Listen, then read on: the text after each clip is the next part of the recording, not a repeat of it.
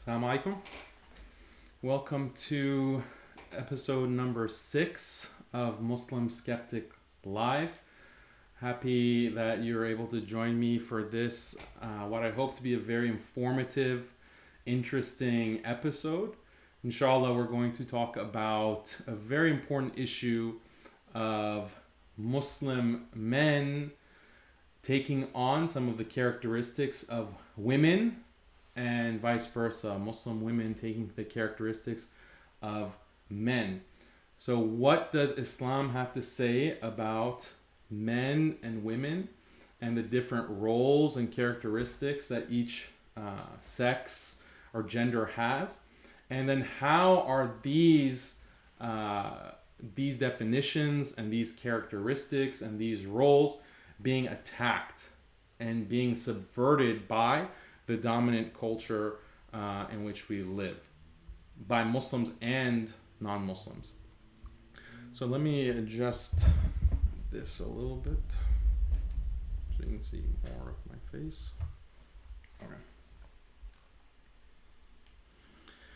Okay. Bismillah, alhamdulillah, salatu wassalam ala rasulillah. So this is a very important topic. Muslim men, Muslim women. There's a lot of confusion on what does it mean to be a man or a woman. Of course, we have the transgender movement, and a lot of Muslim politicians and social justice warriors and even some imams are pushing this idea of trans rights. And if you don't accept transgenderism, the idea that a person's gender is really something psychological, that a person can be in a male body but still feel like a woman, or vice versa.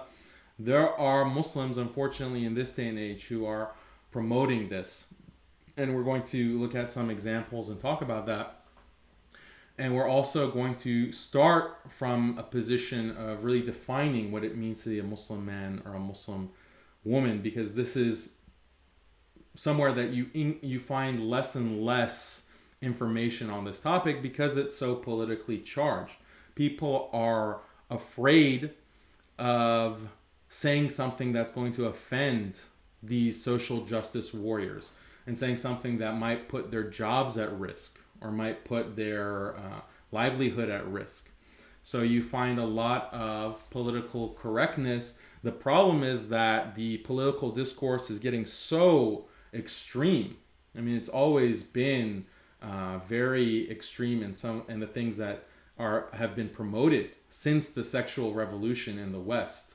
And when we define this, something as extreme, it's from the standpoint and the anchor of Islam and Islamic values. So things have always been extreme since the sexual revolution in the 60s within the West. But now they just keep pushing the envelope. They keep pushing the envelope to the extent that now even to say that there is such a thing as being a man or a woman, or there's a definition of being man or woman. I mean, these definitions were subverted decades ago. Now they're questioning, can we even say that there's such a thing as a biological male, a biological female? This is also in question. This is also what these social justice warriors are attacking.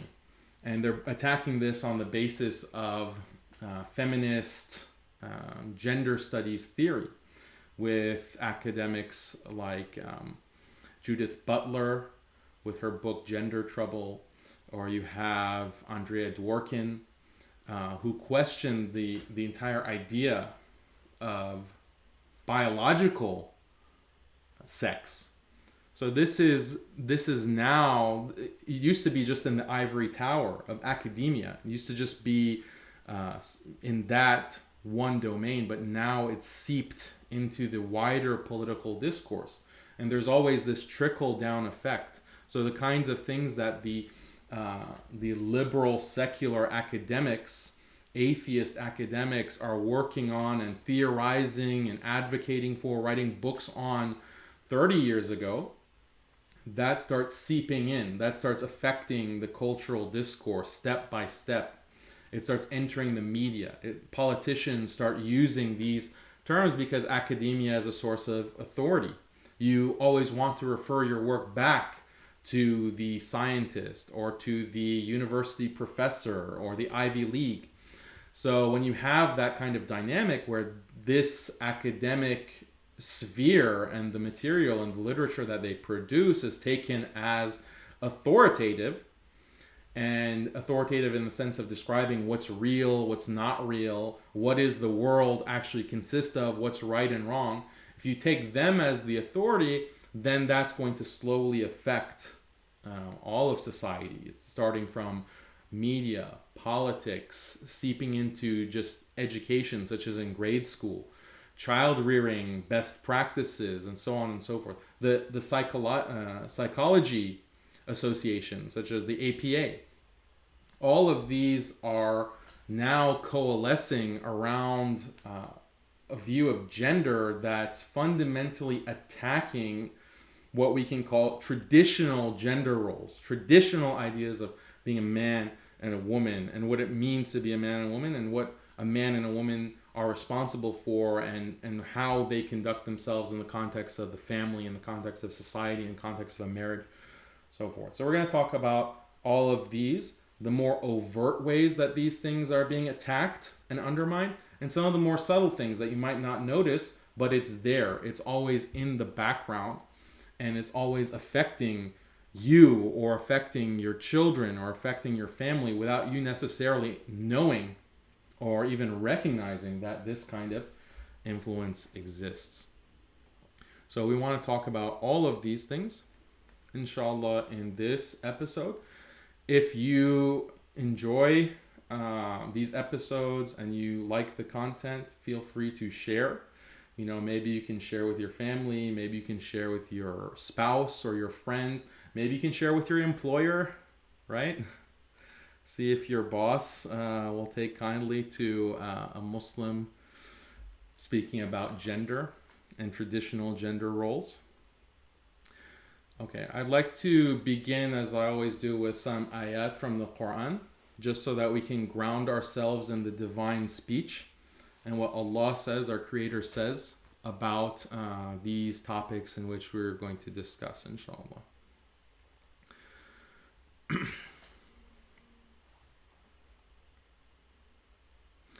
أعوذ بالله من الشيطان الرجيم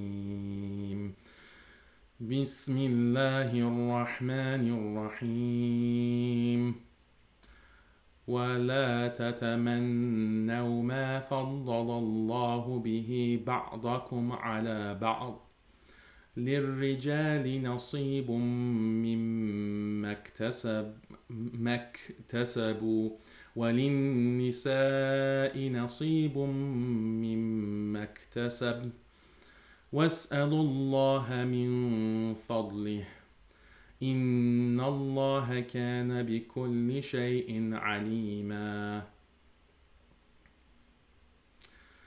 ولكل جعلنا موالي مما ترك الوالدان والأقربون والذين عقدت أيمانكم فآتوهم نصيبهم إن الله كان على كل شيء شهيدا.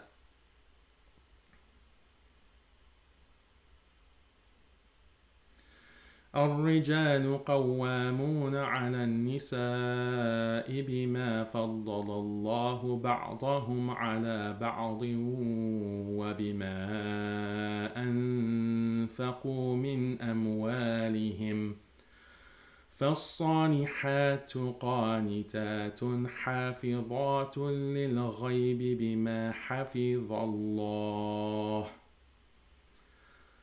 واللاتي تخافون نشوزهن فعظوهن واهجروهن في المضاجع واضربوهن فإن أطعنكم فلا تبغوا عليهن سبيلا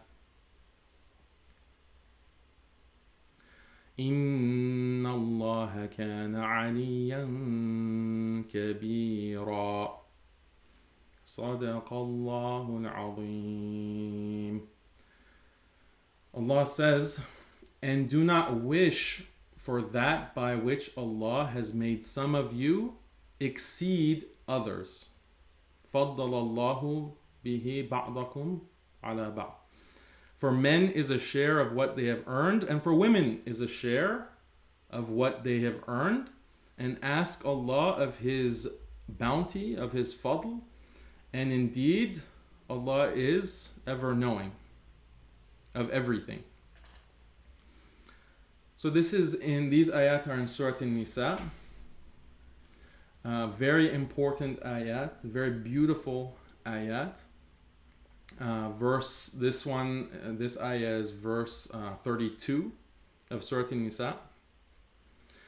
And then Allah continues and says, and for all we have made heirs to what is left by parents and relatives, and to those whom your oaths have bound to you, give them their share. Indeed, Allah is ever knowing, or a witness over all things. And then Allah says, Al-Rijalu Qawwamuna 'ala Nisa, men are the protectors and maintainers of women. Men are the authorities over women, because Allah has made one of them to excel the other, and because they spend to support them from their means. Meaning men have exceeded, Allah has made men to exceed women, and that they spend from their means, whereas women don't have that responsibility, or that authority. Therefore the righteous women are devoutly obedient, qanitat, and guard in the husband's absence what Allah orders them to guard. Okay? They guard what Allah has ordered them to preserve. Hafidhallah. So this is referring to modesty, and this is what the Mufassirun say. And then comes the parts of the ayat regarding nushuz. And that's a topic for another session, inshallah, another episode where we'll talk about one day darab. A very important topic that unfortunately has been distorted, even though it's very clear what this ayah means and how it is to be implemented as explicated by the scholars and the mufassirin and the example of the Prophet ﷺ and the Salaf and the Sahaba. So this ayah has never been considered something controversial or something that requires apology or requires strange interpretations. And in fact, this ayah shows, like all other ayat, the truth of Islam and the fact that the Quran is from Allah, is the fact that this ayah exists in the Quran. And this is a sign for us in this period, in this modern period, when certain things are depicted or is understood as politically incorrect, and all these other religions are changing their teachings to conform with modernity, to conform with liberal secularism. When all of these religions are reforming themselves to become more progressive and more in line with feminist thought, Islam is distinguishing itself. Islam is standing head and shoulders above all other religions. And that's always been the case, but one of the benefits of living in this time for us as Muslims is that now we can very clearly, even more clearly, see in this specific way how Islam, the wisdom of Islam, is divine. This is divine hikmah. This is the hikmah of Allah. And by reflecting and pondering these ayat, we, inshallah, Allah will guide us to be able to see that wisdom, to see that hikmah, and to live by the Quran. So, inshallah, one of these days, I will talk to you in detail about darab and how we should understand this in a way that is not new, is not apologizing, is not changing what you can read very clearly in all of the tafsir, in all of the books of fiqh that are applying this ayah and talking about what it means for ar-rijalu qawwamuna 'ala an-nisa. What does that mean? Right? It's not a coincidence, or it's not something that is haphazard, that Allah is mentioning in one ayah in Surah An-Nisa, ar-rijalu qawwamuna 'ala an-nisa, and in that same ayah mentioning darab, meaning to strike. So we'll talk about this, but I didn't want to get overly focused on that aspect or that section of the ayah. Rather, I just wanted to emphasize how Allah is describing as-salihat, meaning righteous women. Because this goes into the definition of what it means to be a woman.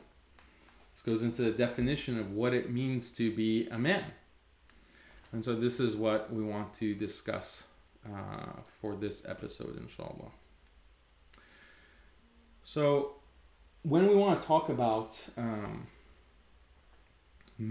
masculinity, femininity, being a man, being a woman, what is happening? Like, what is the attack that we see?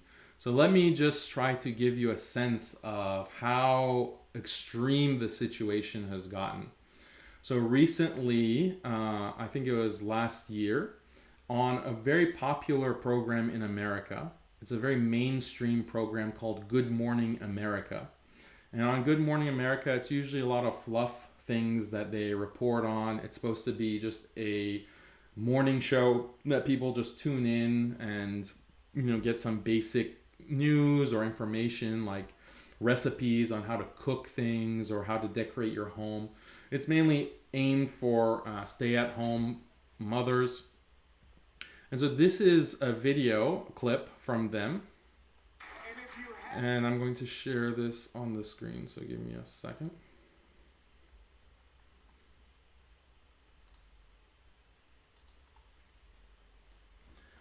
Okay. Watch this and just try not to vomit. Haven't heard the name Desmond getting ready for this trailblazing 11-year-old drag kid who RuPaul is calling the future. His bravery is inspiring so many. We're going to talk to him in just a moment, but first, let's take a look at his amazing story.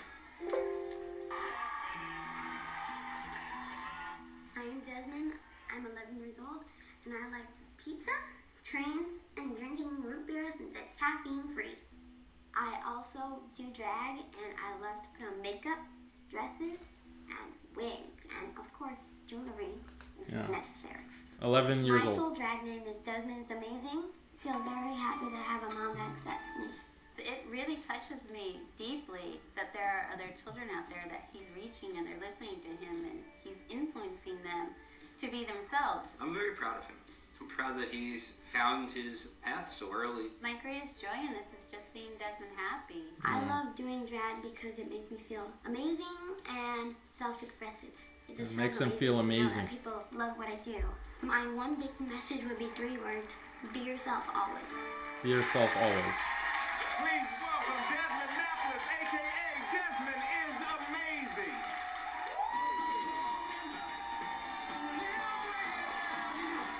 An 11-year-old kid. Boy.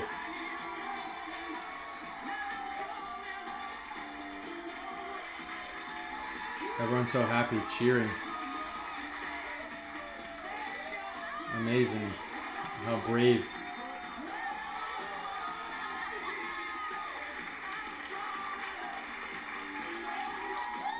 Standing ovation. How are you? How you doing? Thanks for being here. I love that you love root beer caffeine free. I can get on board with that. Okay, so that should be very disturbing to you. It is to me. that you have an 11-year-old subjected to this, with parents who are promoting this, encouraging this kind of behavior for him to dress like this, act like this. They're putting him in front of cameras. He's going to different kinds of clubs and performing. So all kinds of degeneracy. And this has become mainstream. This program, Good Morning America, is as mainstream as it gets. This is not something that is marginal or is only found amongst, a select group of extremist outlets or far left. This is Good Morning America. So this is very disturbing. Conflation of gender. Now here's something else. This boy, Desmond, was also in the news earlier, back at the end of 2018.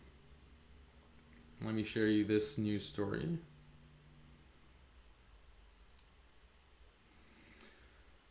"10-year-old boy dances on stage for money at adult gay bar in New York." So he was dancing at this gay bar, and the gay patrons of this bar were throwing money at him, throwing cash. You see from this picture, as if he were a performer for them. He was performing for them, dressed like this. Okay, so this is at a gay bar at night, dancing for gay men, dressed like this, in a wig, makeup.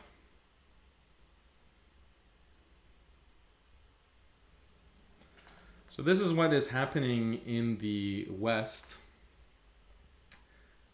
This is not something, again, that's marginal. This is something that is being celebrated. This is something that is being pushed on to children at a young age.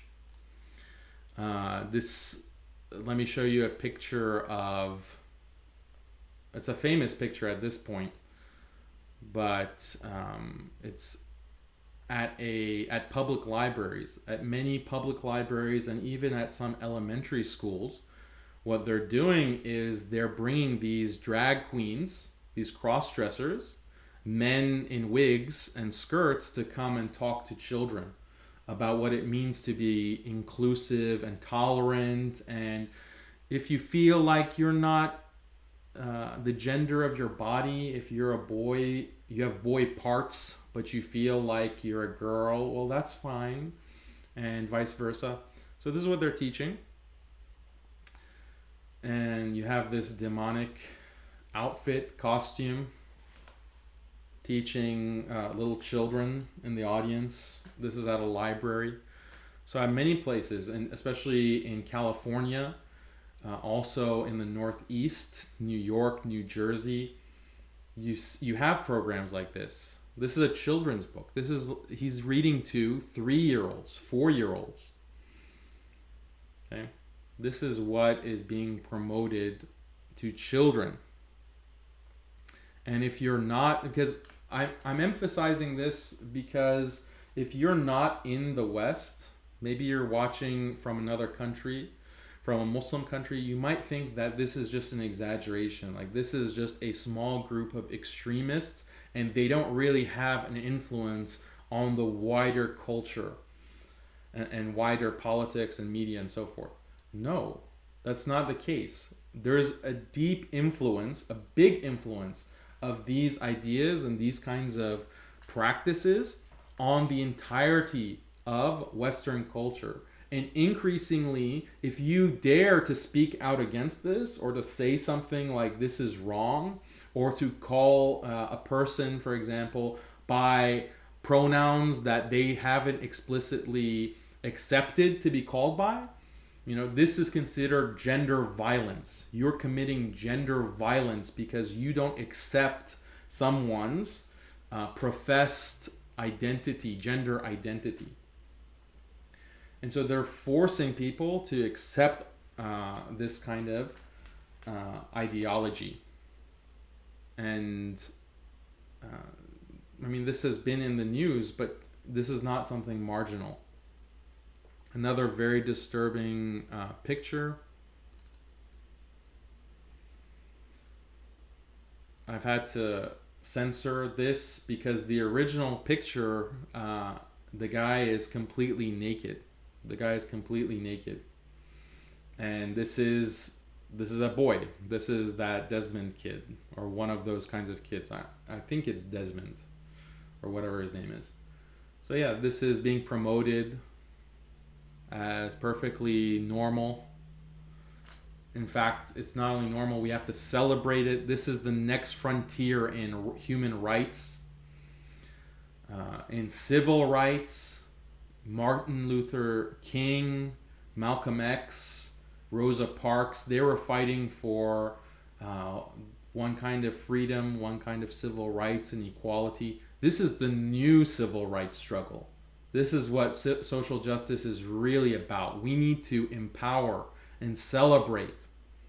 We need to follow in the footsteps of Martin Luther King and Malcolm X and march for this kind of adult child behavior, changing your gender, mutilating your body, cutting off your genitals so that you can become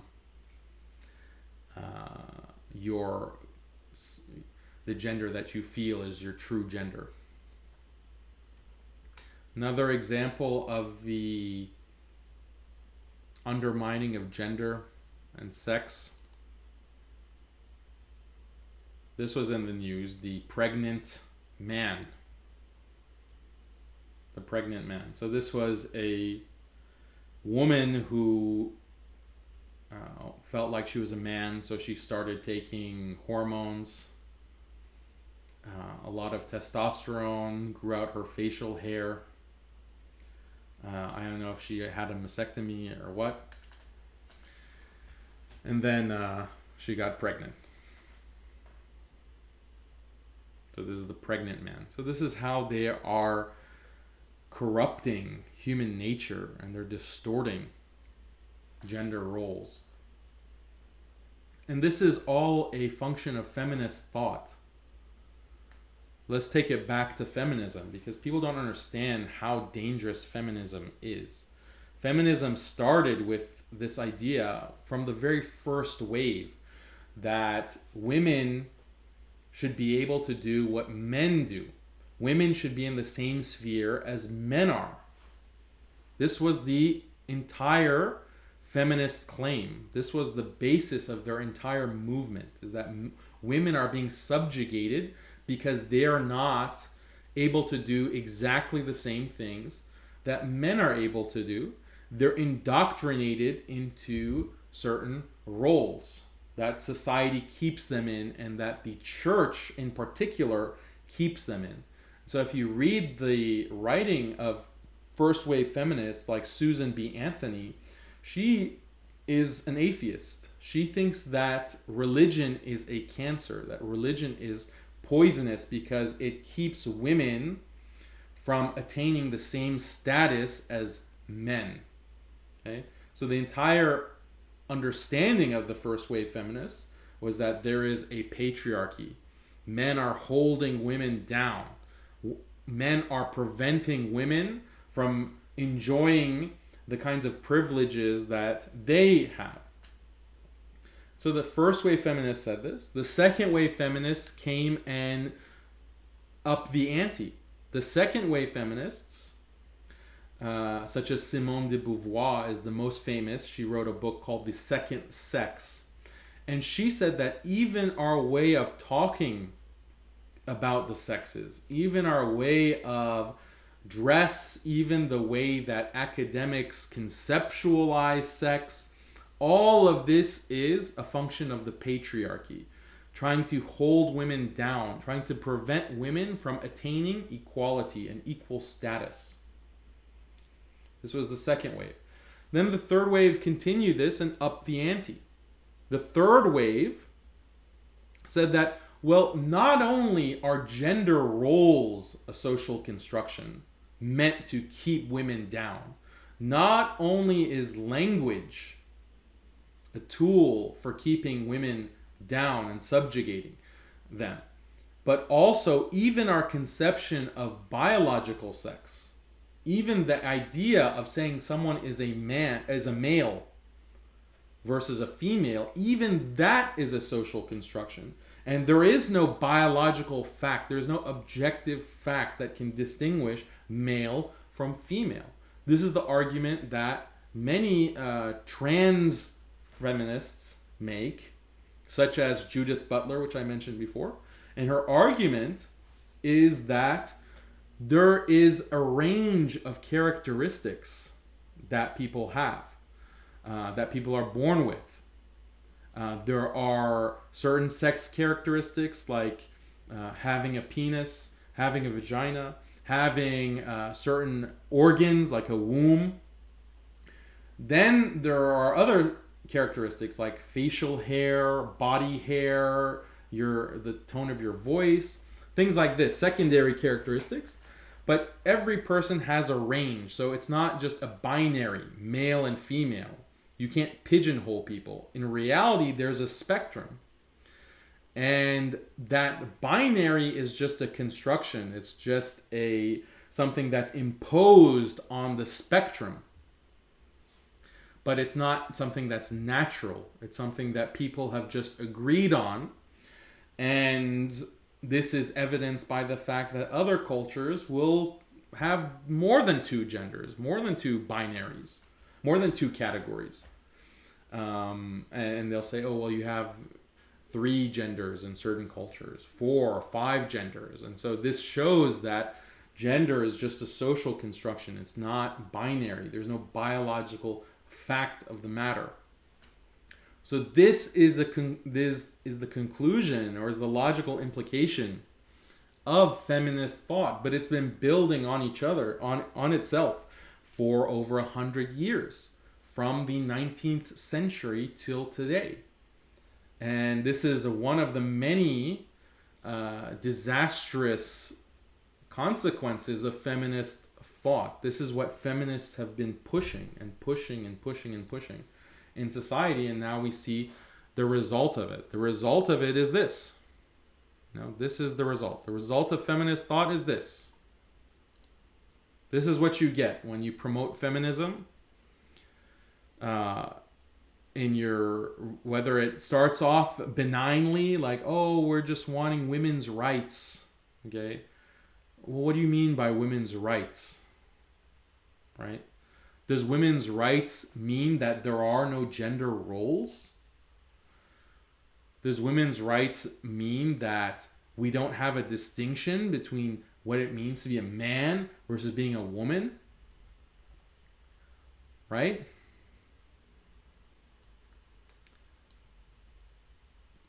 I mean, this is why feminism is so vacuous. We've talked about this. It's like, okay, fine. Everyone agrees that women should have rights. Everyone agrees with that. There's not a single person who will say to you, no, I don't think that women should have any rights. No one will say that. Everyone accepts that women have rights. The question is, what are those rights? What are rights of women versus men, etc.? And the thing about Islamic law, about the Sharia, is that you can't go to a book of fiqh and open it and see, Kitab al-Nisa, Kitab al-Nisa, or Kitab al-Rijal, the book of women, or the book of men, or Bab al-Nisa, the chapter on women. No, you'll find rulings and ethical guidelines and positions based on the roles that Islam defines for men and women. What are the rights of a husband? What are the rights of a wife? What are the rights of a father? What are the rights of a mother? What are the rights of a son? What are the rights of a daughter? And so on and so forth. This is how gender is conceptualized. All of fiqh, All of fiqh is conceptualized in this kind of categorization between men and women.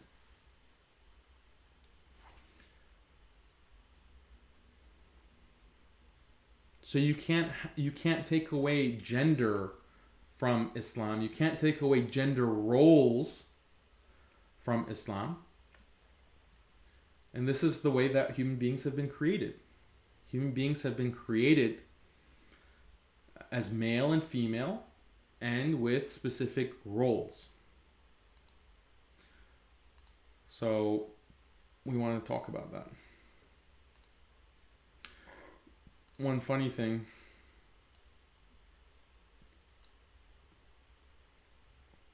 So that demon picture, if you want to know if it's true, like, did I make that up? So here's Snopes. They fact check certain claims. Did a drag queen in a demonic outfit read a sexually explicit book to children at a public library? So Snopes is fact checking this. I thought this was funny because what they say is that it's a mixture. It's not exactly fully true. And this is what's funny. What's true? Los Angeles drag queen Nochi Mochi took part in Drag Queen Story Hour at Long Beach Public Library in October 2017. A widely shared photo of the event is authentic. What's false? The event did not involve demonic teachings or anything sexually explicit. Right? So, Snopes, are you telling us what's demonic or not? I don't know. I consider this pretty demonic. It's like literally horns. This evil face. And you can see here the children, reading this book about tolerance, and then here are the parents in the background looking on. I wonder what they're thinking. Oh, my child is learning how to be tolerant. My child is learning about differences. Everyone is different.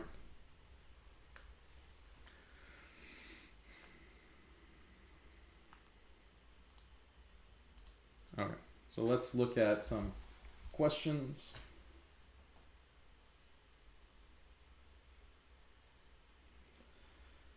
Okay, someone is asking, Navira is asking, will this be recorded? Yes, it will be recorded, inshallah. All of the live sessions are recorded. And they're available after the broadcast is finished. Yeah. So this is, some people are expressing shock and dismay. Like, is this really the case? Fortunately, yes. So one brother is saying, Daniel, 90% of people disliked the video of Good Morning America. So how can you make a societal generalization off of this? So when I shared that Good Morning America video, you could see the likes versus dislikes on the video, and the majority disliked it. So how can I say that this is something acceptable in society? That's the thing, like, the way that societal change happens is that in this kind of way, top down is imposed. And so there are a lot of people who on Facebook, they will privately go on social media like YouTube or Reddit or some of these platforms where there's a little bit more anonymity, and they'll express that, oh, this is a problem, this is really bad. They'll dislike it. Maybe they'll use even, foul language to curse out these trannies and so forth. But then when it comes to actually putting their money where their mouth is, there is either silence, there is ignorance, there is wanting to avoid confrontation. And that's why you have certain states like New York and California that have passed laws that have instituted this ideology, this trans ideology. In New York, there's legislation that categorize hate speech as inclusive of addressing someone in a way that goes contrary to their preferred pronouns. That's now considered hateful within the state of New York. You have laws in California, which I want to talk about later, inshallah, where schools have to teach inclusive sex ed. Schools have to teach, public schools, charter schools in California have to teach students inclusive sex ed, meaning inclusive of LGBT, inclusive of the idea of gender fluidity. So if 90% of people are opposed, I agree. I think that most people are not so corrupted that they think that this is normal. I think most people have enough of a fitrah and enough of a heart left in their bodies that when they see this kind of demon talking to little children, or they see this picture of a pregnant quote-unquote man, they're disturbed by it. I agree.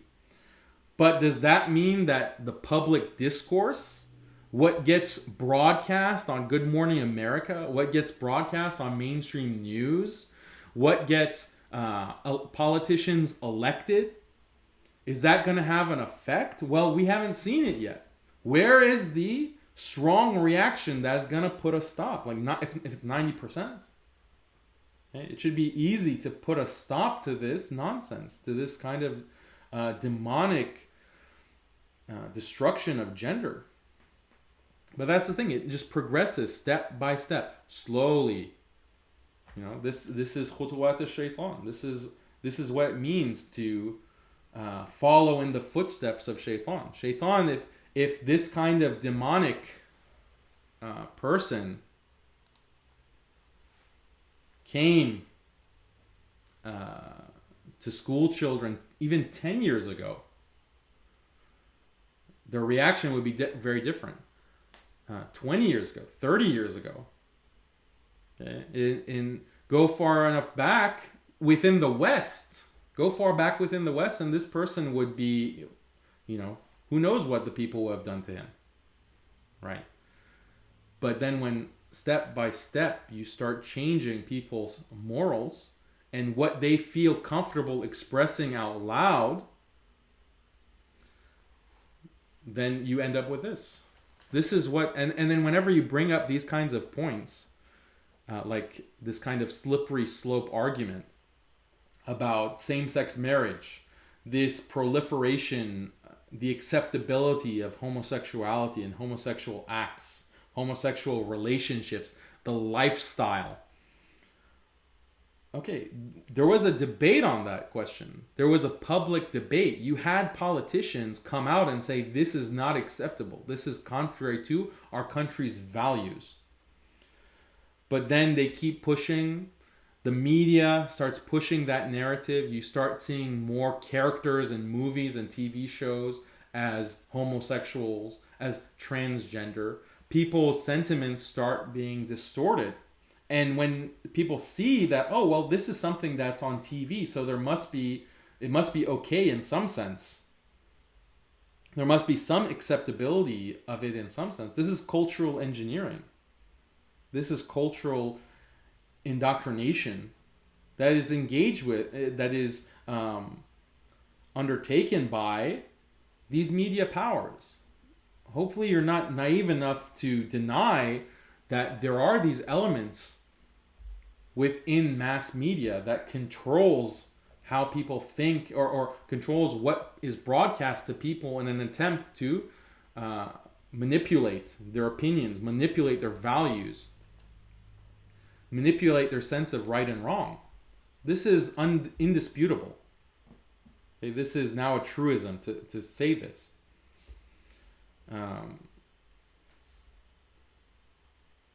So this is how the public discourse has really shifted. Okay. So let's go into talking about what makes a man. According to Islam, what does it mean to be a man? What I noticed while I was doing research for this episode is that a lot of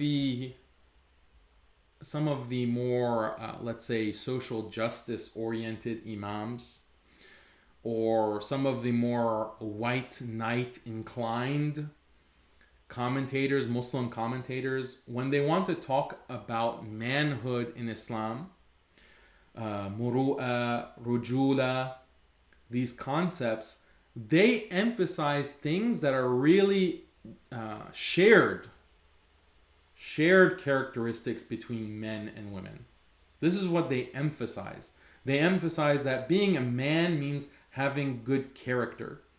Being a man means, being just.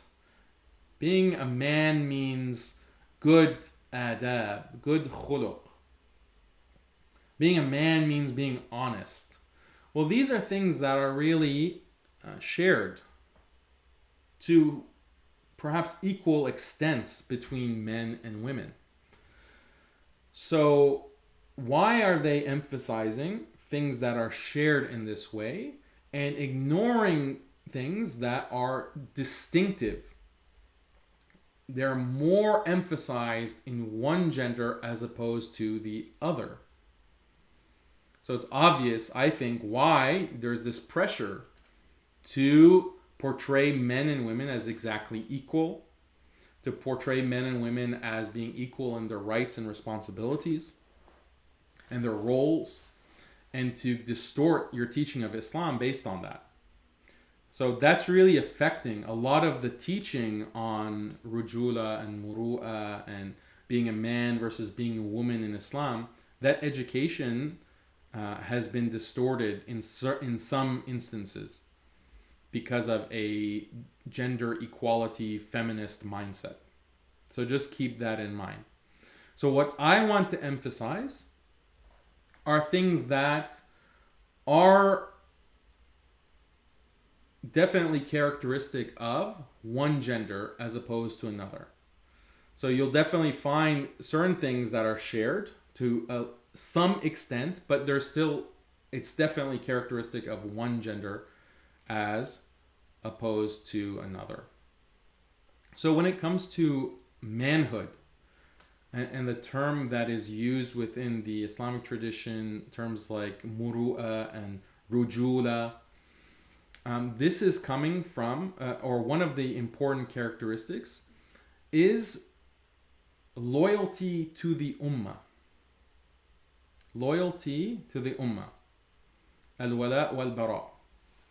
Right? Being loyal to the ummah, and also having a disassociation with outside of the ummah.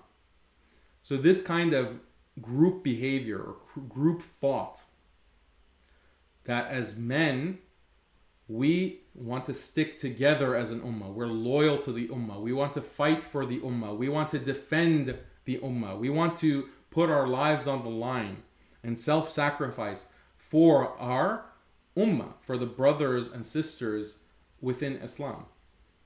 This kind of protective jealousy, this is something that is a responsibility and is a role of men.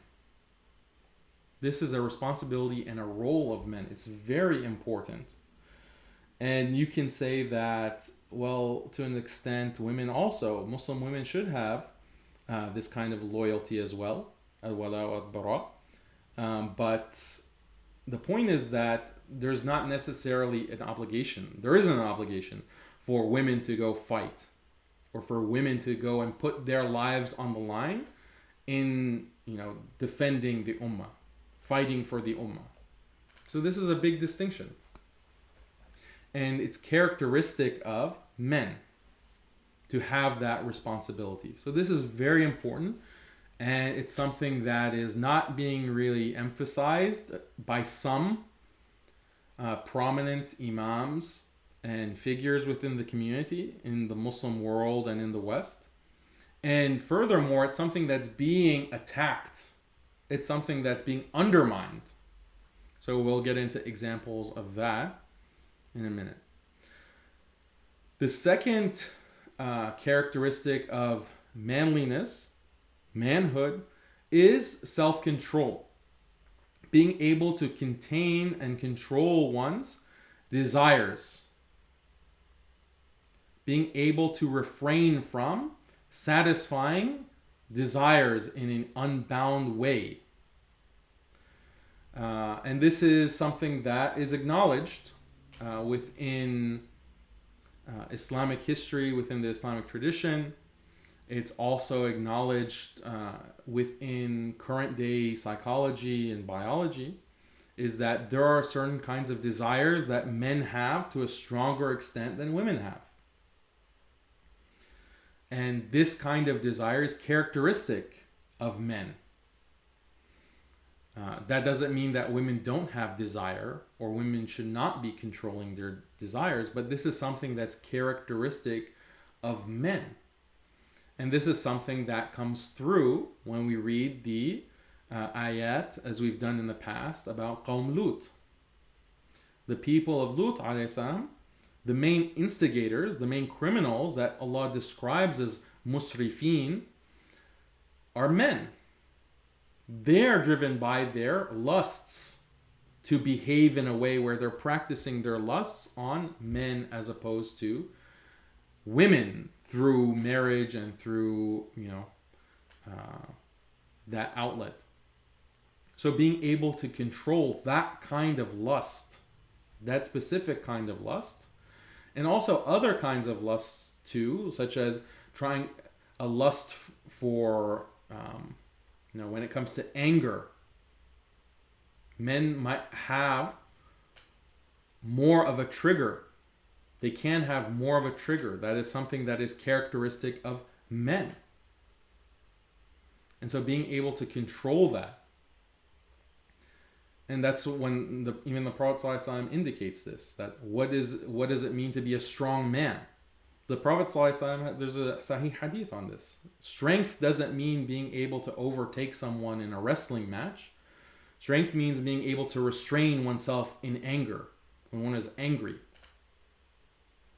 So the Prophet ﷺ characterizes what it means to be a strong man in this way.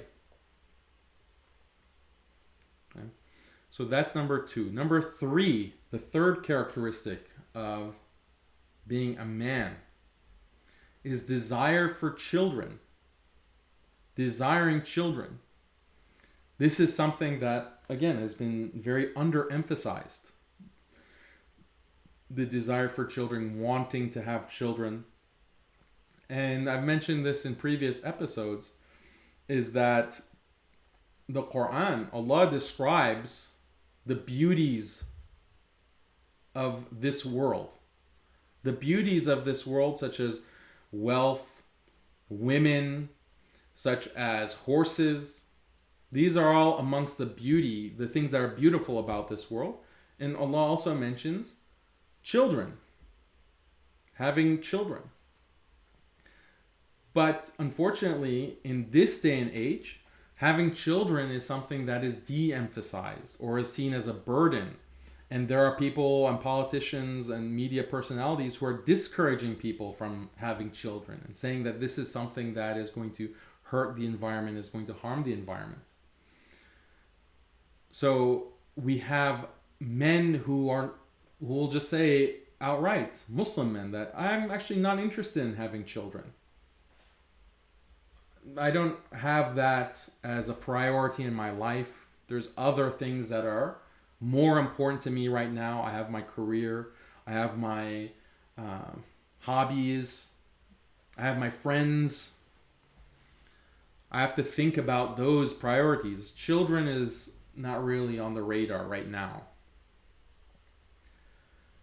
So the desire for children, wanting to have children, what happened to that kind of value and that kind of desire that we're supposed to naturally want to have children, many children, wanting to have a big family to the extent of one's ability. Obviously, not everyone has the ability to have children or to have a big family, but at least desiring it, at least aspiring to it, at least having that as a goal, or seeing that as something respectable and wonderful and beautiful, that kind of valuation doesn't exist. Those kinds of priorities don't exist in many parts of the Muslim community, unfortunately, in the way people talk about and conceive of their lives. But that is a part of being a man. That is a part of manhood as characterized by the Quran itself. Another point, number 4, desiring wilaya, meaning wanting to be a wali. And this is related to desire for children, but it's slightly different because what I define here as wilaya, meaning wanting responsibility, seeking responsibility, wanting to lead your family, wanting to protect your family, wanting to self-sacrifice for your family. That's something masculine. That's something specifically for men. Women are not burdened with that kind of responsibility. It's not seen as a value. It's not something that women, even naturally, women don't desire that or have that sense that I'm going to literally put my life on the line for my husband, maybe for her children, but not for my husband. The husband is the one who has to come and protect. The father is the one who has to come and protect with his life against physical danger, against all of these stresses and burdens and difficulties, the dangers that are pressing down from the outside world onto the family. This is what men are tasked with, and men, what characterizes a man is he actually desires this. He actually wants this. He's seeking this. He wants to get married so he can be in this role. He's not getting married just so that he can, fulfill his desire. That's definitely a part of marriage. That's an important part of marriage. That's an important motivation for wanting to get married. But it's not just that. It's more than that. Seeking that kind of fatherhood, being a father. Do we value that? This is something that we have to ask ourselves. And then we have to wonder and question those who are downplaying this kind of value within the Muslim community, as we'll see. And also, desiring wilaya, as I described it, is different from seeking leadership. Leadership is something different. We shouldn't be seeking leadership because leadership comes with responsibilities and problems that no one should be seeking actively leadership. I want to be the leader. I want to be in front. I want to be in front. I want to be in charge. That's something different. Wilaya is when you're the wali, when you are the father, when you are the husband, when you are taking care of your family. In that context, the husband wants to lead with hikmah, with wisdom. It doesn't mean being a tyrant. And this is what some Muslim men are confused by sometimes, is they think that they go a little bit too far and thinking, yeah, I want to be the leader and I'm the wali. And they think that that means being rough and gruff and, being stoic and not communicating with your spouse, treating her not in the best way. And they think that this is what it means to be a Muslim man and to be a wali. So that's definitely not what I mean. But the wali does have authority. But it's a just authority. It's a benevolent authority. It's authority with hikmah. When Allah says, الرِّجَالُ قَوَّامُونَ عَلَى النِّسَاءِ, it's because of Allah has given fadl to men. And men use from that fadl, from that bounty that Allah has given them to benefit those that they are responsible for. So it's authority, but it comes with benevolence. It comes with mercy. These things go hand in hand. So we have to recognize that. as well. There's always a balance. So that's desiring wilaya. Then the final example, or the final characteristic that I want to talk about, and there are more characteristics beyond this, but these are the ones that we have time to discuss, is what about strength? What about physical strength? What about being a warrior? What about having that kind of mentality of, again, physicality? Isn't this part of being a man? Isn't this part of manhood? Again, this is something that is being de-emphasized and brushed under the rug and ignored. But this is a part of Islamic manhood. We have to be strong. We have to be warrior. We have to have that warrior mentality in a real way. And it translates to all of these different aspects that I'm talking about. Here, let me bring a visual aid.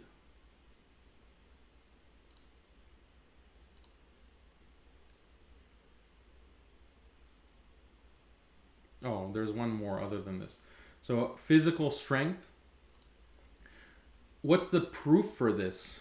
What is the proof for physical strength being important or being an aspect of manhood? Well, just look at Islamic history. Look at the Sahaba. Look at how the Sahaba are described within the tradition. When you have men like Abu Bakr, Umar, Uthman, Ali. Okay? When you have someone like Khalid ibn Walid. When you have these figures and very detailed descriptions of how they would go and fight for the ummah. How they would, Allah bless them with a certain kind of physicality that some of them were known for. Like, read the descriptions of Ali, radiallahu anhu. Read how he was dealing with the physical challenge of fighting for Islam. They would say that his strength was equivalent to 10 men in battle when he was fighting. That what he was able to do with a sword, what he was able to do with on a horse, his skill with marshaling a horse, all of these kinds of skills when it comes to fighting are emphasized, are praised by the Prophet ﷺ. The Prophet ﷺ encouraged Muslims to learn archery, to learn how to swim, to learn how to ride a horse. These are all physical things. These are physical things for men, Muslim men, to have the knowledge of these things. This is part of the sunnah of Rasulullah ﷺ. It's all physical. So we can never take out physicality from the notion of manliness. It's very important. It's very critical. And then the other thing that I want to, the sixth point, managing emotions. This is critical, and I'll tell you why, because this is something that's being attacked. What do I mean by managing emotions? The thing is that there are so many pressures that men have to face. As I said earlier, there is self-sacrifice that is required of men, as men, in the family context, as a husband. And when you have all of the stresses of the world on top of your head, that generates so many emotions. Sadness, anger, depression even. So these are emotions that a man has to be able to manage. It's not acceptable for a husband or a father to dump these emotions on his family. Why? Because he has to be the shield. He is shielding them from these troubles. He's shielding them from this kind of hem. And that's part of being a man. That's part of the self-sacrifice. So you have to manage your emotions. Whereas women don't have this responsibility in the same extent.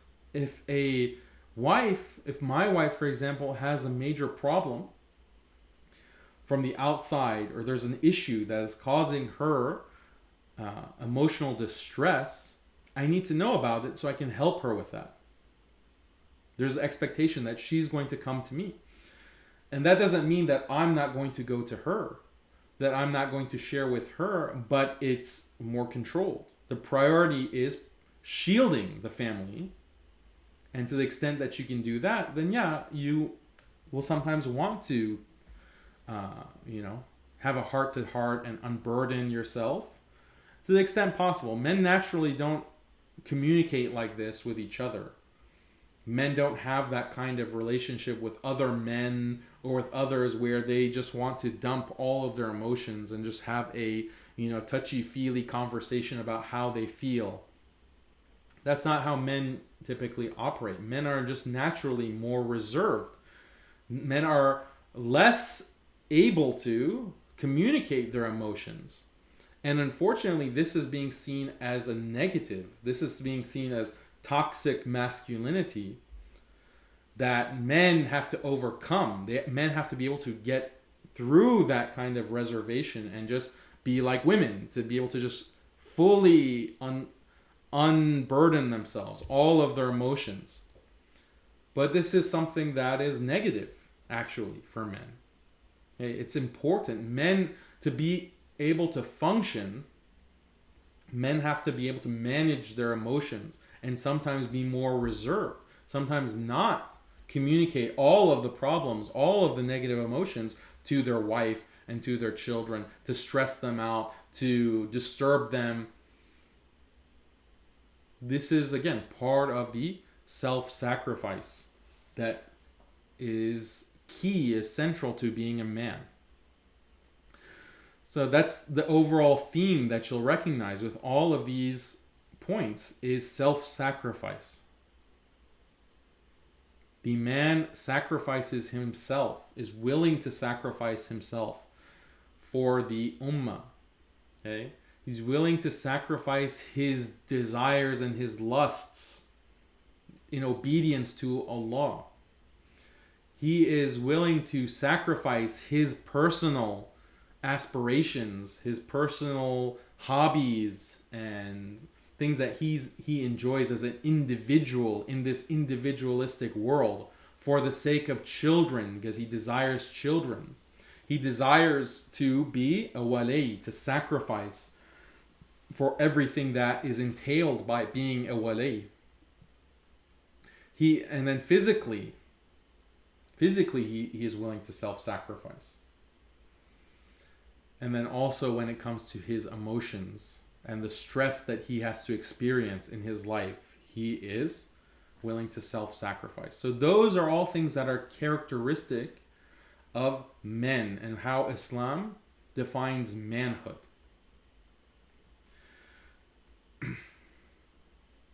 So now let's look at how these things are being attacked. How is society attacking these values? And how are even Muslims, some Muslims, attacking these values?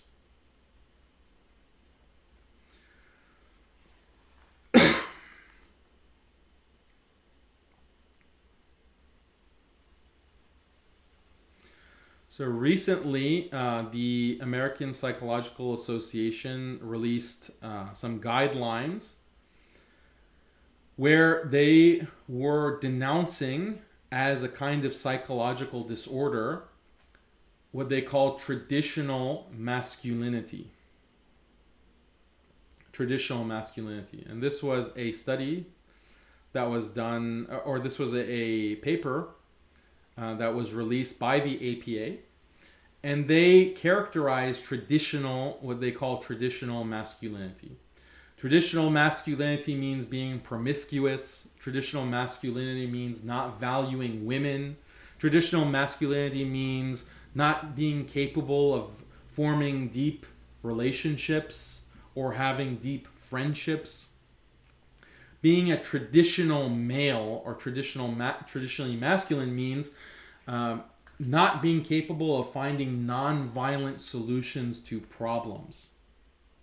This is how the American Psychological Association characterizes masculinity. And so this is very ideological. This is very ideological to say that this is what it means to be masculine, because this is what the feminists say. This is what the feminists and the white knights will characterize as toxic masculinity. And there was the famous Gillette commercial. Gillette is that shaving razor company that put out a commercial that had a lot of controversy, where they depicted men as being essentially like Harvey Weinstein. Men as being aggressive, rapists basically, who are constantly looking to sexually harass women, to bully others, to just violently treat other people and exercise their lusts. This is what is considered masculinity, and men need to transcend their masculine nature in order to become a more enlightened, tolerant, understanding, compassionate version of themselves. So this is what is being promoted through marketing, commercials. It's also being promoted in academia, because you have institutions like the APA who are putting out these guidelines and are characterizing men in this way and saying that the problem with men is traditional masculinity. Just like you have psychological disorders like schizophrenia, or you have obsessive compulsive disorder, or you have any number of psychological or behavioral issues, being masculine is included as a disorder in that way. So if you are interested in reading about the APA and their guidelines on this, there's an article written by Chris Ferguson, and he is a psychologist. He reviews the APA's guidelines, and he wrote a extensive article outlining exactly what's wrong with the APA's guidelines. Chris Ferguson. And after the episode, inshallah, I'll include all of these things, all of these links, so that you can go and read them on your own and digest them and understand them. Okay, so another big attack, another big way that masculinity is attacked is by the promotion of homosexuality, the promotion of same-sex behavior. And when we talked about desiring children, well, you undermine that desire of children when you promote lusts, when you promote this idea that what is most important is to basically get off, to satisfy that physical lust that you have. It doesn't matter how you satisfy it. It doesn't matter how you go about achieving that kind of physical pleasure. As long as you are pursuing that, that's how you're a healthy human being. But preventing yourself from practicing your lusts is destructive, and that can lead to psychological problems. And you're abnormal if you're not practicing your lusts and pursuing sexual relationships. And this is actually also part of the APA's guidelines, is this idea that if a person is, a patient, someone who comes for treatment or counseling, and they are, let's say, 23 years old, and they're a virgin, especially a man, a 23-year-old virgin, then this is seen as problematic. This is seen as, okay, this could be potentially a source of psychological problems or some kind of behavioral deficiency. Maybe this is an antisocial person because he's 23 years old or 22 years old and he has had zero sexual experiences. So they have problematized even chastity, even abstinence. Sex outside of marriage is the norm. Only freaks, only psychological people with psychological problems are not sleeping around at a young age. If you're a teenager even, and you haven't had these kinds of sexual experiences, like you haven't kissed a girl, let's say, or you haven't touched a girl, you haven't fooled around with a girl, and you're a teenager, well, this is a question. This raises a red flag for the psychologists and the counselors. So this is the way that the psychological and medical establishment is engineering cultural values. And so then if you are prioritizing lust and you are attacking the idea that men have to control their lust, men have to prevent themselves from acting on their lusts, then you see an increase in homosexuality. You see an increase in same-sex behaviors. And this is not something that is going to be admitted because it goes contrary to the way that sexuality is defined arbitrarily within Western thought, within the Western paradigm. But as far as Islam is concerned, desires are something that people have, and that's natural, but desires have to be controlled. And if desires are not controlled and desires are allowed to run loose, then those desires can transform, they can morph, they can change. And so one day a person is just practicing their lusts in a certain way in an unhinged fashion, and then suddenly they might think, well, I've had everything that the female genitals can offer. I've had everything that this bodily orifice can offer. Let me try something else. I need variety. I need to practice, I wonder how this would feel if I maybe did this with a man. Maybe I can do this with a child. Maybe I can do this with an animal. Maybe I can do this with, etc., etc. So this is actually, I think, a very accurate conceptualization of what desire is and what lust is. What's acknowledged universally is that the male libido is driven by a pursuit of variety. So that variety, why should it be limited to a specific gender? The opposite gender? Because yes, that's what's natural. But then if you are engaged in israf, in excess, and this is how Allah characterizes Qawm Lut in the Quran as musrifun. They're engaged in excess. They go beyond the bounds. So who is to say that that kind of libido, desire for excess, is not going to, okay, well now I want to try my lusts in a different way, on a different gender, on a different thing. And so desires can morph in this kind of way. And this is acknowledged, again, within even current modern day psychology and research. People addicted to pornography. Pornography addiction is such a big issue. It's an epidemic affecting people around the world. And pornography is a way that what people addicted to pornography will report is that they'll say that their desires, what they found attractive and what they felt was arousing, would change over time. They would start having more and more extreme, they couldn't be aroused except with more and more extreme content, more and more extreme pornographic material. And so their lusts were transformed, it would change. That desire for variety was just unconstrained. It just keeps expanding and expanding, becoming more and more extreme. And this is how Shaitan, this is exactly how Shaitan debases human beings.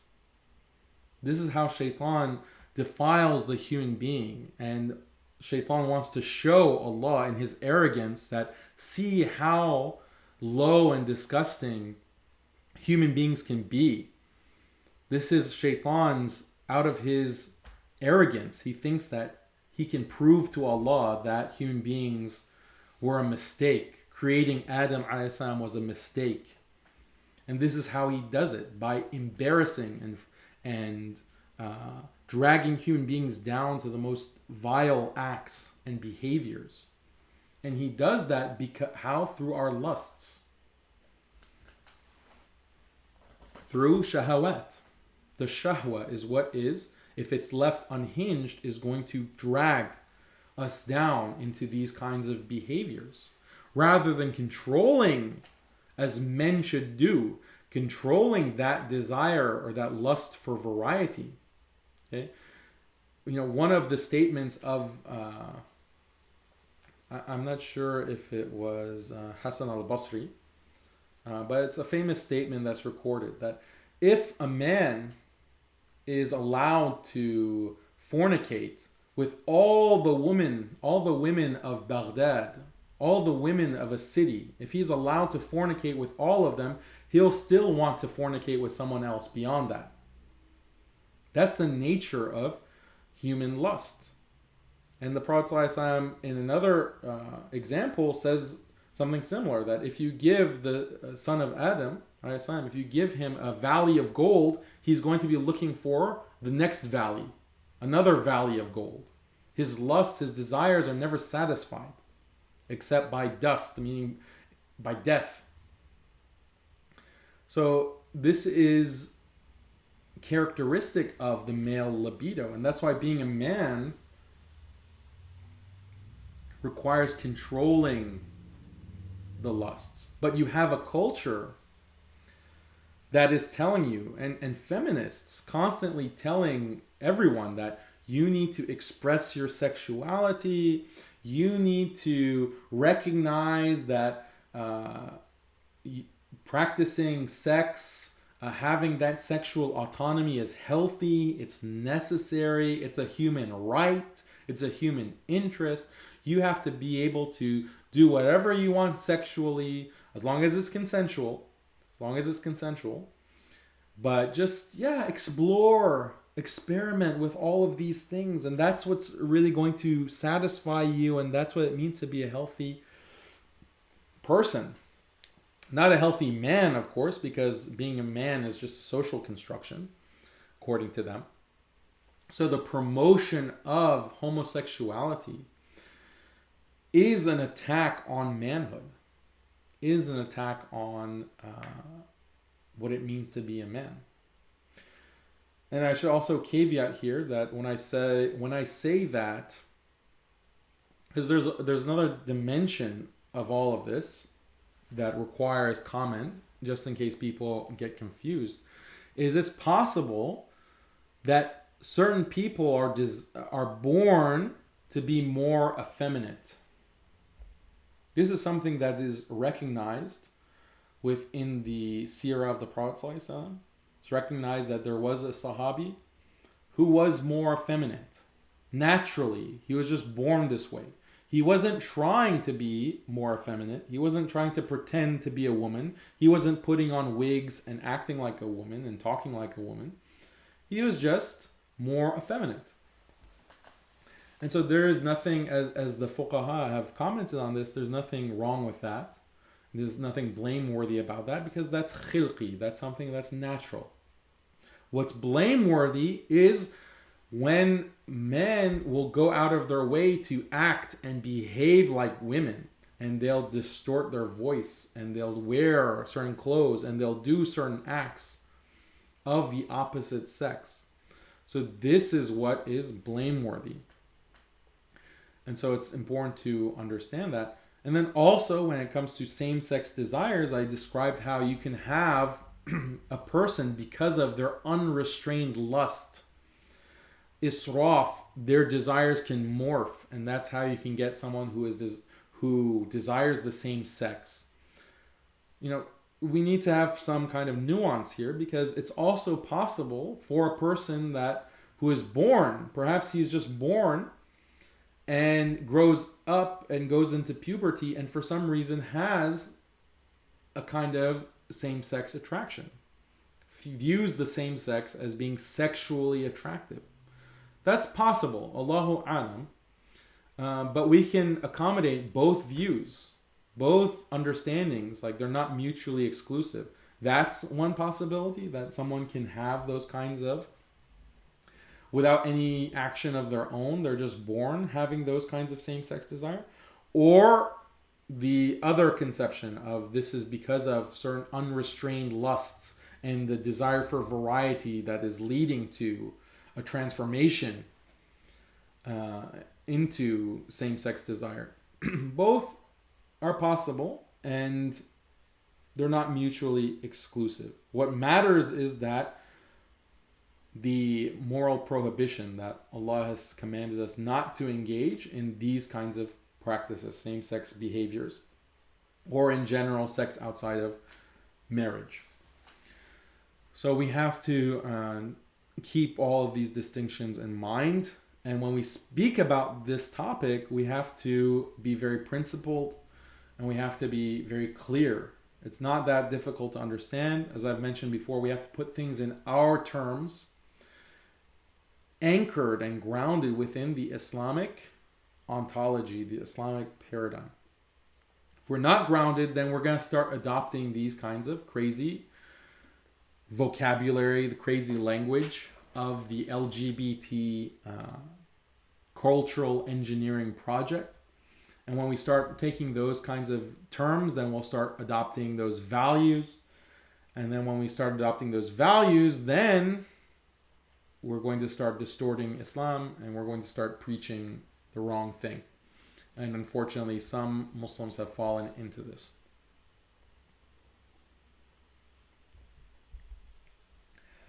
Let's look at some questions.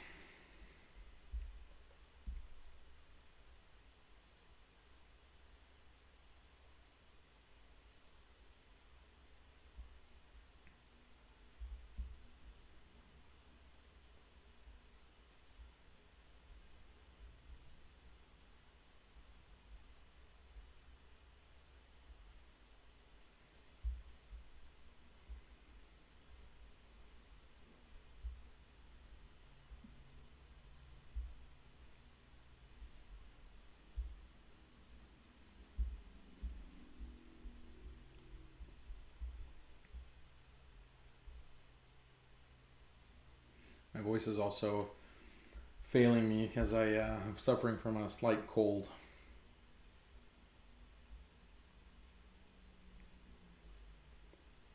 Right. So let's now look at womanhood. What are some characteristics that are specific to being a woman? So we refer to this in the ayat that we read at the beginning. For example, qanitat. So this is how Allah is describing women, that they're obedient and they're devoted. They're devoutly obedient. And again, this is a value that is specific to women because men are not, it's not necessary for them and they shouldn't be obedient to their wives. Men should not be obedient to their wives. So this is a very distinct gender role and gender characteristic of being a woman, being a wife. As a wife, you have to be obedient to your husband. Another characteristic is being devoted to only the husband. This kind of devotion is so important. And this is a value that women have in the sense that a man can marry more than one woman. A man in the Sharia, this is something that is acceptable, and we see that the Prophet ﷺ engaged in this. He had more than one wife. The Sahaba, all of the Khulafa had more than one wife. So this is something that Islam promotes, but it's gender specific. This is something that men have the privilege for. This is from the fadl of Allah that is described in these ayat that I read from Surah An-Nisa and elsewhere. And women do not have this privilege. They have to be devoted to their husbands. They have to be devoted to their wali. And they have to be obedient to him. This is a clear gender distinction.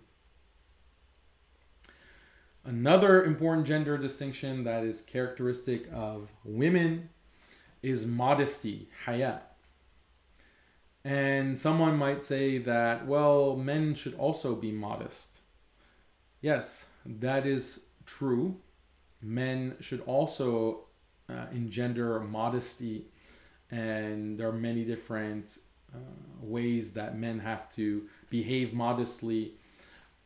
But it's something that is particular to women in the sense that it is more of a responsibility and has more requirements.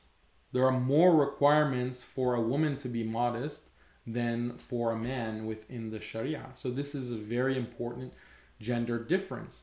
People who want to wash away this kind of difference and say that no, men and women are equal in everything, they have to reform Islam to take away all of these specific restrictions on women's behavior and what is considered modest versus immodest for women as opposed to men. Because there are certain things that are modest for or immodest for modest for men that are immodest for women. Okay. And I referred to this in the previous episode as well, as that there's this tendency to reduce hijab and to reduce modesty to a piece of cloth. And to think that, oh, if I wrap something around my head, then I'm modest. I've met the requirements for modesty in Islam. This is a very reductionist understanding of being a modest person. Modesty doesn't just mean covering certain parts of your skin, covering certain parts of your body. That's a necessary requirement. It's necessary, but it's not sufficient. So how a woman moves, how a woman talks, how a woman walks, how a woman laughs, how a woman glances and looks from one place to the other. So all of these actions, all of these behaviors are part of the beauty of women. This is part of the beauty of women. So being modest, if you are covered from head to toe, but you're dancing, or you're covered from head to toe and you're singing like in an alluring way, speaking, beautifying your voice. If you're you're covered from head to toe, but you're a boxer, like you're in the boxing ring as, a hijabi boxer, or a hijabi fencer, or a hijabi whatever. This is not modest. This is not modesty. Modesty is not just a piece of cloth. Hijab is not just a piece of cloth that you can put over your head and consider yourself modest. And this is described very clearly when you look at the women that Allah praises in the Quran and how Allah describes women who are modest in the Quran. You don't see as much description of how they were dressed. There's not a in-depth, when Allah is describing modesty in women in the Quran, He's not giving just a list of things that these women were wearing, such as Maryam, for example, the mother of Isa, peace be upon them. Or, for example, the wife of Musa, when Allah is describing how, for example, the future wife of Musa was walking, he says, Tamshi ala istihya. Tamshi ala istihya. Meaning, al-istihya is pursuing modesty, that extreme modesty. And she was walking in front of Musa, or behind Musa, in a very modest way. Just the decisions that she made to walk, how she carried herself in that situation. And you can read the story in the Quran, characterizing how she was behaving, her actions, her behavior. Not necessarily exactly what she was dressing. That doesn't mean that what she was wearing and how she was dressed is not important. That's just understood. That's just taken for granted. Of course, she was dressed modestly, but look at how she is walking. Even her walk was characterized by this high level of modesty. So we have to take lessons from this to understand this holistic understanding of modesty and female modesty in Islam. Those kinds of distinctions of, a man versus a woman, like they're gender specific. But if you want to insist that men and women are exactly the same in Islam, and the requirements for men and women are exactly the same in Islam, you have to, wash over these kinds of distinctions. You have to ignore these kinds of distinctions within the Sharia, within the Quran itself, within fiqh. And this is what some people are calling towards.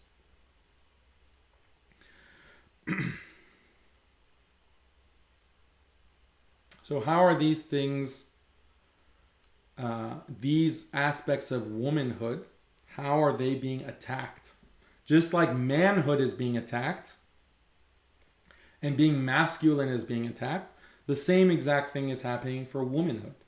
What is being promoted within the culture is for women to act and behave more like men.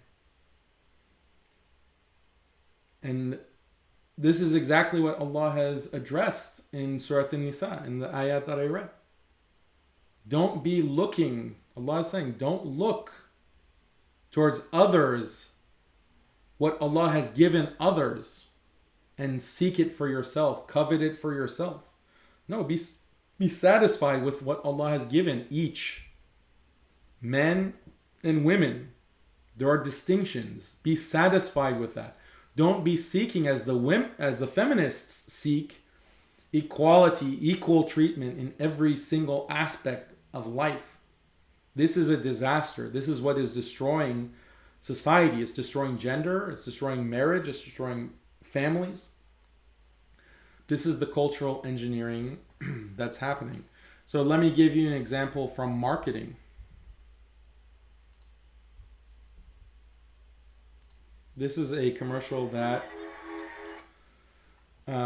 Nike put out.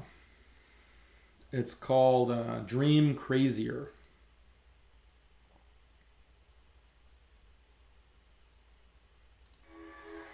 If we show emotion, we're called dramatic. If we want to play against men, we're nuts. And if we dream of equal opportunity, delusional. When we stand for something, we're unhinged. It's gonna need to calm down. When we're too good, there's something wrong with us. And if we get angry, we're hysterical, irrational, or just being crazy. But a woman running a marathon was crazy. Officials tried to pull her off the course. A woman boxing was crazy. A woman dunking? Crazy. Coaching an NBA team? Crazy. Yeah. A woman All these things are crazy. changing her sport, landing a double court. Okay, you get the idea. So all of these kinds of sports, pushing women into sports, pushing men or women to think that acting crazy in this way, and I mean they're like displaying the craziness. They mean it in the way like, yeah, this might seem crazy, but it's not crazy. This is natural. This is normal. All women should act like this. And they're showing like a woman like slamming her tennis racket and like ripping off her. Yeah, it's crazy. It's disturbing. Like for anyone to act and behave like that, especially women. So But this is what they're promoting. They're promoting that women behave in this way, and the whole idea of pushing women into sports as well. Women aren't inclined to compete in the same way that men are. I mean, this is a biological fact, and you can read the biological evidence of this. There are many articles that you can read that talk about these kinds of biological differences.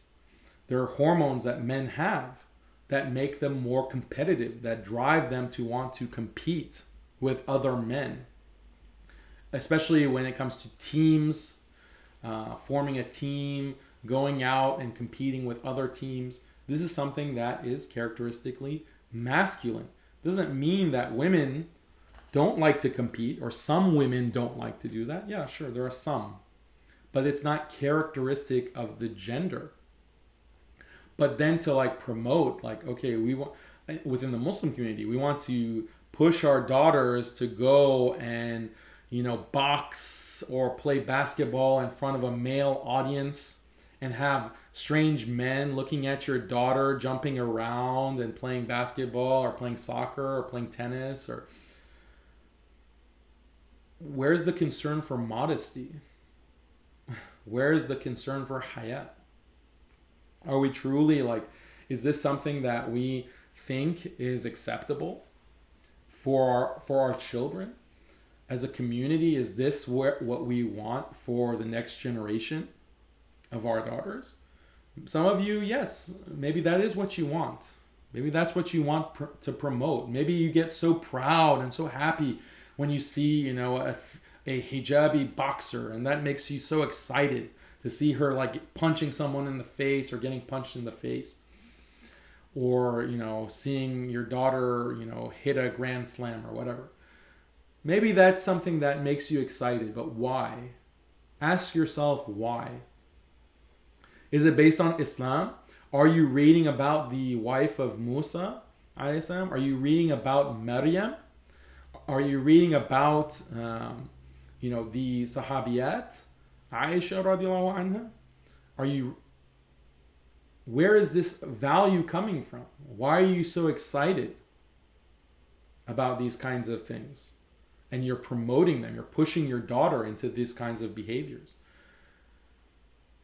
So this is causing problems. Like, this is how cultural engineering works, is you get people to think that men and women are essentially the same. There's no distinction. And then you lose the concept of gender. You lose the concept of gender roles. You lose the concept of biological sex, such that in some countries now in Europe, a child is not assigned a sex at birth, male or female. There has to be first, you know, the parents can choose, or the parents might say, this is genderless. My child is genderless or sexless. They can figure out their sex when they're 18 or when they're adults or whenever. They have to choose. You choose your gender. So these are the subtle influences. These are the subtle influences that are affecting our understanding of gender and gender roles. Another example of sports.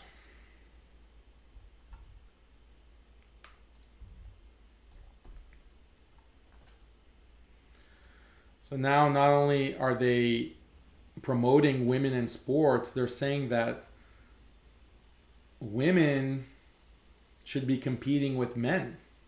So this was an interesting story someone sent me recently. Rather than wrestle a girl in the state championship, this high schooler forfeited. So this is a guy named Brendan Johnston. He's 18 years old. He was in different wrestling competitions. And for some reason now, within these competitions at the high school level, they're bringing girls in to wrestle with the guys. I don't know how that makes any sense. But he declines. He says, I have my religious reasons. I'm not going to go and wrestle a girl. So there was an interesting quote. at the end of the article.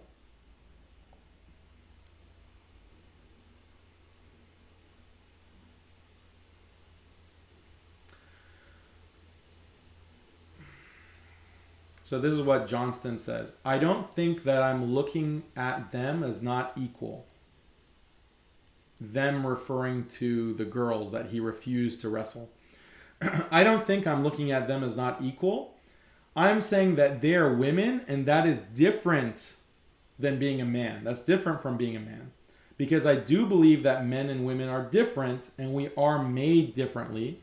But I still believe that women are of equal value to men.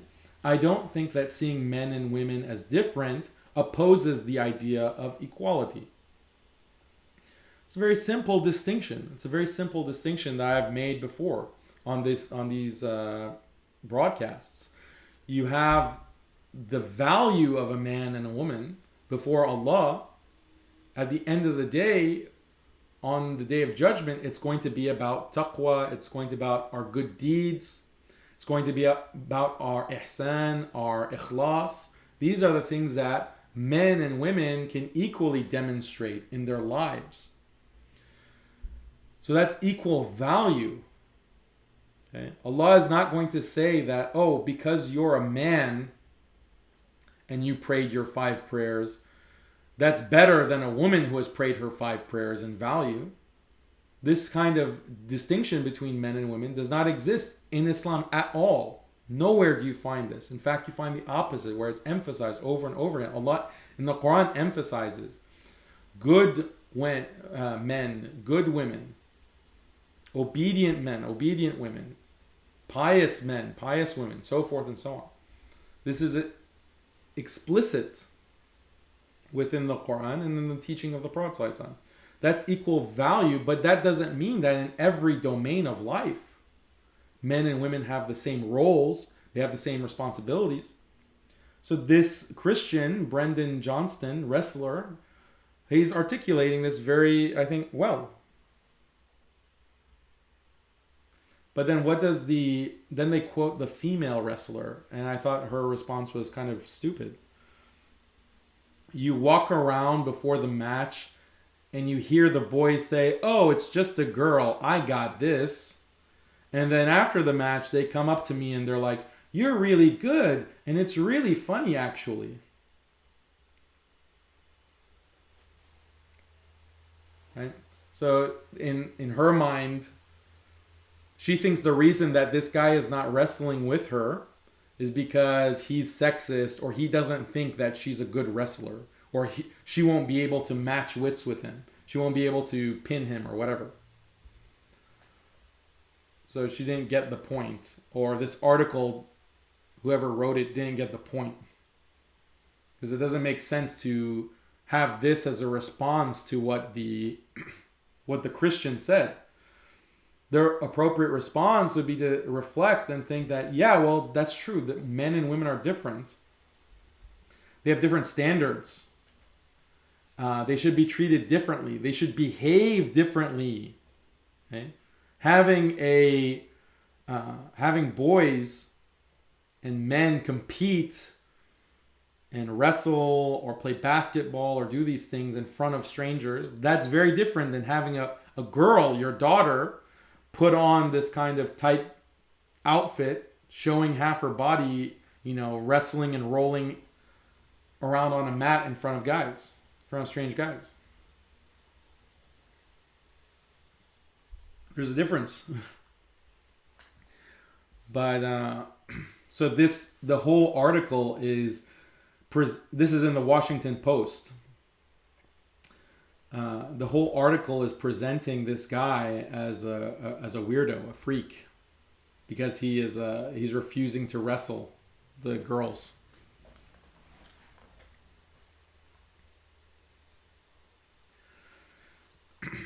So these are all ways that those characteristics of womanhood that we described, obedience, devotion, modesty, is constantly being attacked. And then the other thing I didn't mention from that video, the Nike ad, Dream Crazier. Let's go back to that for a second.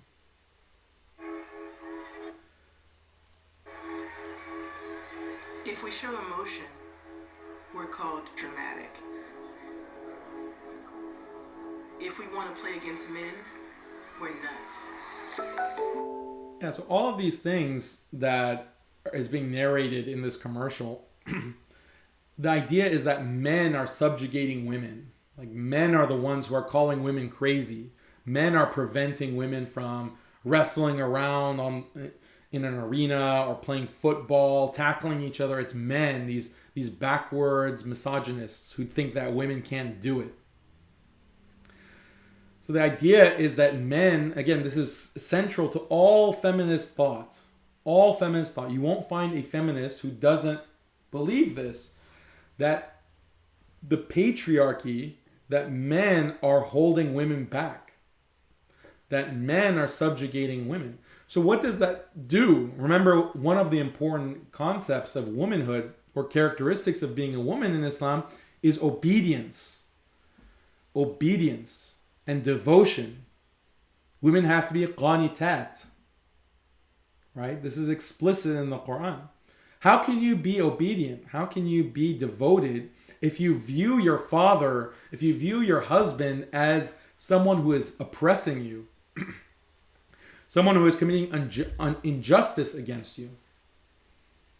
Are you going to be inclined to view that person, to view your father and your husband as someone deserving of your obedience?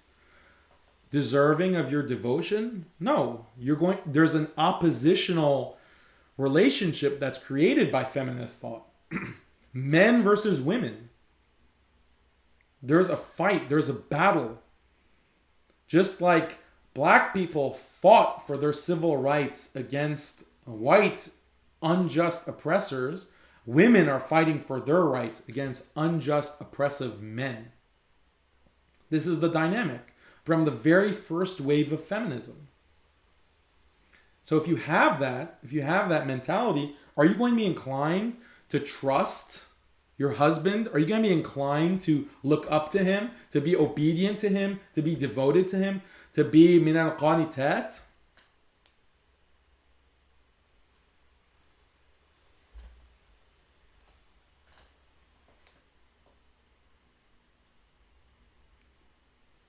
What else?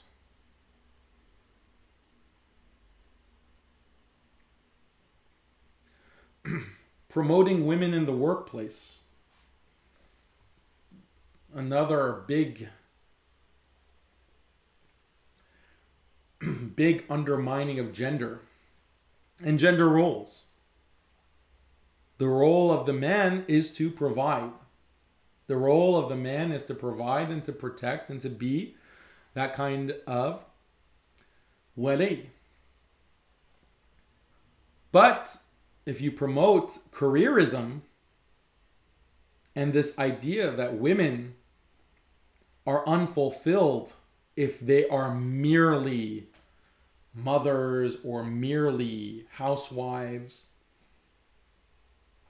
what is this going to do? You're going to flood the workplace with women who are then going to not have the time or the energy to be devoted wives, in the sense of being able to take care of domestic affairs.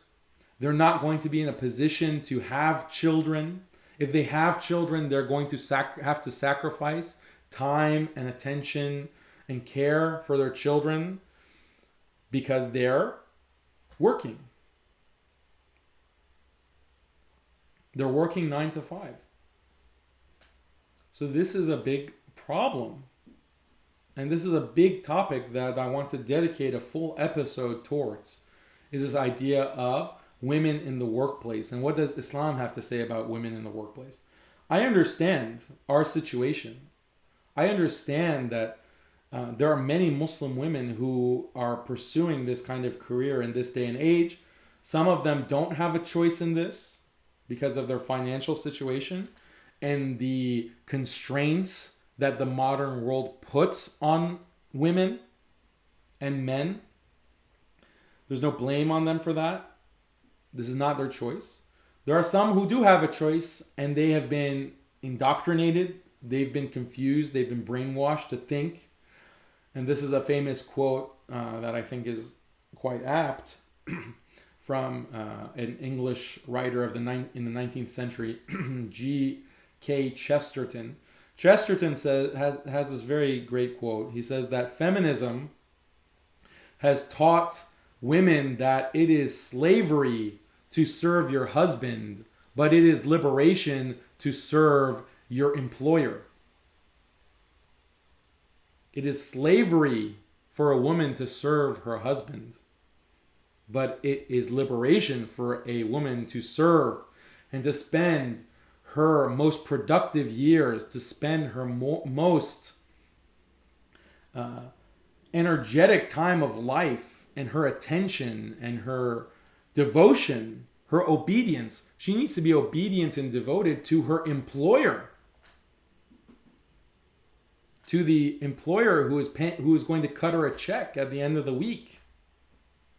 That's who she needs to be obedient to. That's liberation. That's where she will experience true fulfillment. But if she's obedient and devout to her husband, then that's slavery.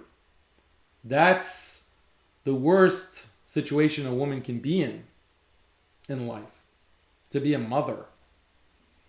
This is how things are framed by feminism, and this is, unfortunately, has been adopted within the Muslim community. Let's be real, at least in the West. Hopefully in the East, it's not as predominant or prevalent. You won't find, unfortunately, an imam, a prominent imam, the social justice imam. You won't find the social justice, white knight, compassionate imams talking about this problem of women in the workplace and women pursuing careers. We have a duty, we have a responsibility to Muslim women, to our daughters, to our wives. The world has told them, has taught them, has brainwashed us to think that happiness and fulfillment lies in careerism. Fulfillment lies in pursuing this 9-to-5 job, climbing the corporate ladder, or being a full-time academic, years studying, doing your PhD, your postdoc, going to get your tenure at the university. We've been brainwashed into valuing this and to thinking that we need to push our daughters, otherwise we're misogynists. If we don't push them into this kind of life, what happens is they don't get married. They end up not having children. They end up being too old to have children. After a certain point, the biological clock runs out. After, in your mid-30s, it's very hard for a woman to have a child after, 33 years of age, 34. It's very difficult. But people are delaying marriage. Muslim women are delaying marriage. Muslim men are delaying marriage. They're delaying having children. And a big part of it, the central reason why, is because they're pursuing education, they're pursuing careers. There's a trade-off. Everything in life has a trade-off. There's no such thing as a free lunch. If you're going to dedicate yourself to that, you have to sacrifice family. You have to sacrifice marriage. Men can't sacrifice in that way because men are obligated. We have to provide. If a man didn't have to provide for his wife, why would he bother to deal with the rat race? Corporate slavery. If you've worked in the corporate world, or even academia, like I've been in the academic world, I've been in the corporate world, it's not fun. It's not something that I enjoy, or I think that this is something that I'm fulfilled by. Not at all. Anyone who has been in those worlds know it's just a grind. It's constantly on your head, stress after stress, difficulty after difficulty. It's in many ways humiliating to be a corporate wage slave. But for some reason, we think it's good to push our daughters into this, to push our wives into this. Like, this is something that we want the women of the community to aspire to. How does that make sense? We have to be more aware of the dangers and the difficulties and the trade-offs. What are we sacrificing when we pursue this kind of quote-unquote liberation for Muslim women? Why are our standards and our values defined by this atheistic, secular, feminist philosophy? Why?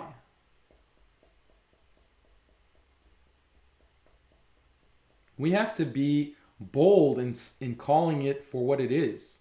This is cultural engineering. It is brainwashing. It is creating misery. These non-Muslim women, they are so depressed. I just wrote an article.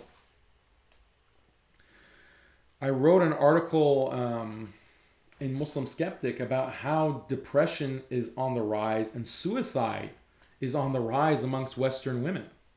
They're just committing suicide. They're overdosing on drugs, painkillers. The rates are tripling.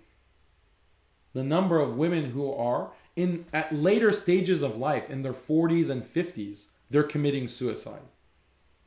Why? Because they're alone. They're lonely. They realize that they haven't fulfilled so many of their needs and their wants. They're 40 years old and they want to have children, but they can't. They're 50 years old and they want to have a loving husband by her side to look up to and protect her. That's what she wants, but she spent her youth, the prime years of her life, working for an employer, trying to make it in the rat race. So that's the cost. There's a trade-off. If you want to choose that, accept the costs that come with it. You can't have it all. Everyone recognizes this. There's always trade-offs in life. So why are we not teaching our children how to prioritize, how to recognize gender roles?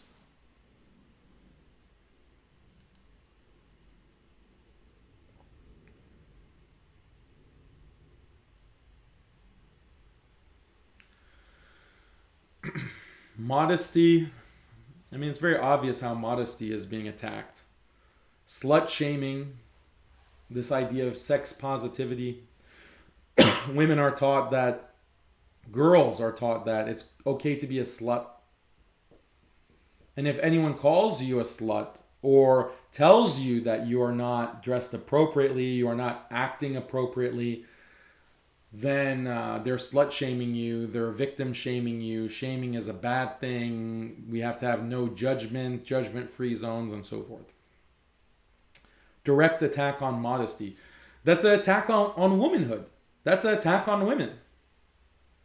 But it's not seen as such. It's not recognized as such.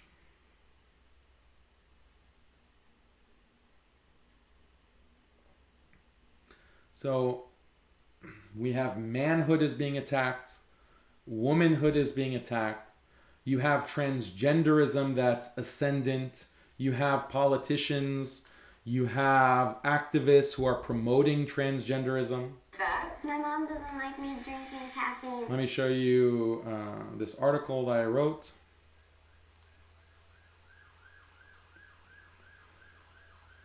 On Linda Sarsour. If you haven't read the article, go to muslimskeptic.com.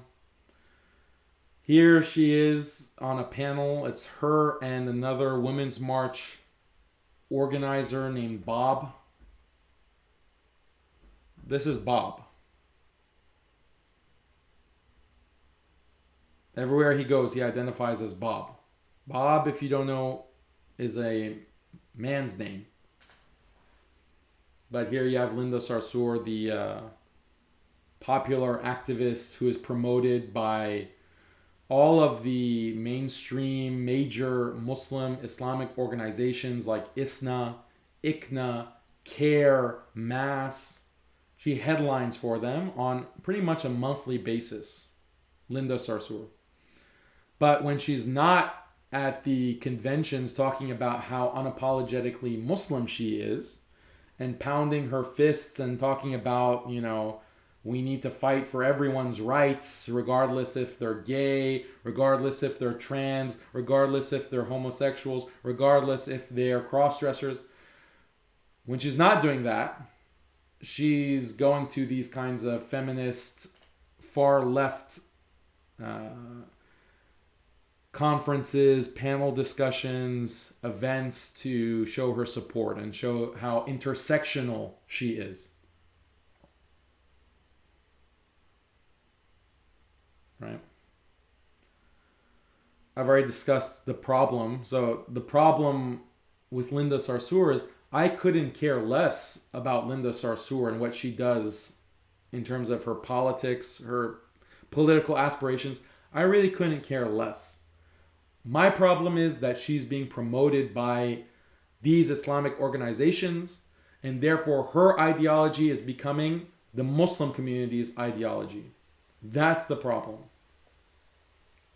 And as long as these Islamic organizations are going to put her on a pedestal and promote her, and these imams, these white knight social justice imams, are going to take selfies with her and call her a hero and I march with Linda, as long as they're doing that, I'm going to be calling out that nonsense. I'm going to be criticizing them. And you should too. You should be calling these organizations, you should be emailing them, messaging them, telling them that I'm boycotting any event where Linda Sarsour is speaking at. Yeah. So you have her, you have Ilhan Omar. As one brother put it in the comments today on my Facebook page, she's considered the Salahuddin of Muslims today. And I wrote an article about her criticisms of Israel, and I gave her credit for that. Giving her props for causing this firestorm within the political discourse, because you can't say that Israel lobbies in Washington without that being controversial. But she's constantly promoting transgenderism. She wants transgenders in the military.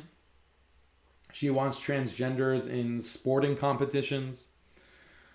And also Ilhan is being promoted by imams and organizations. She's speaking at CARE events, Council on American Islamic Relations. She's speaking at all of these kinds of Islamic organizations.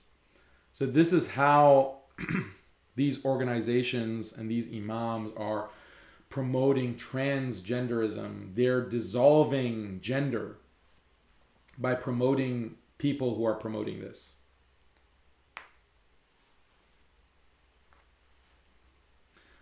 Another example that I think we can read in depth.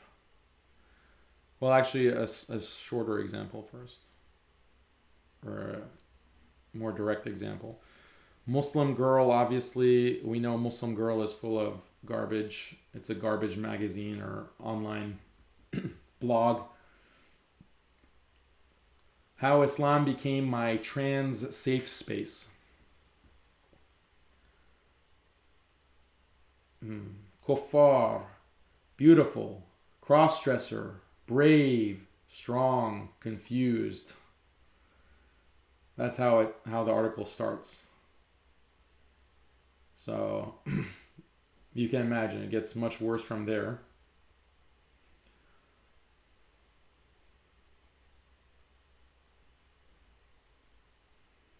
Yeah, so this kind of transgender ideology is being promoted in both what are considered quote unquote Muslim liberal outlets like Muslim Girl, but then also conservative outlets, because you have Linda Sarsour and Ilhan Omar being promoted. So wherever you go, you're faced with these trannies.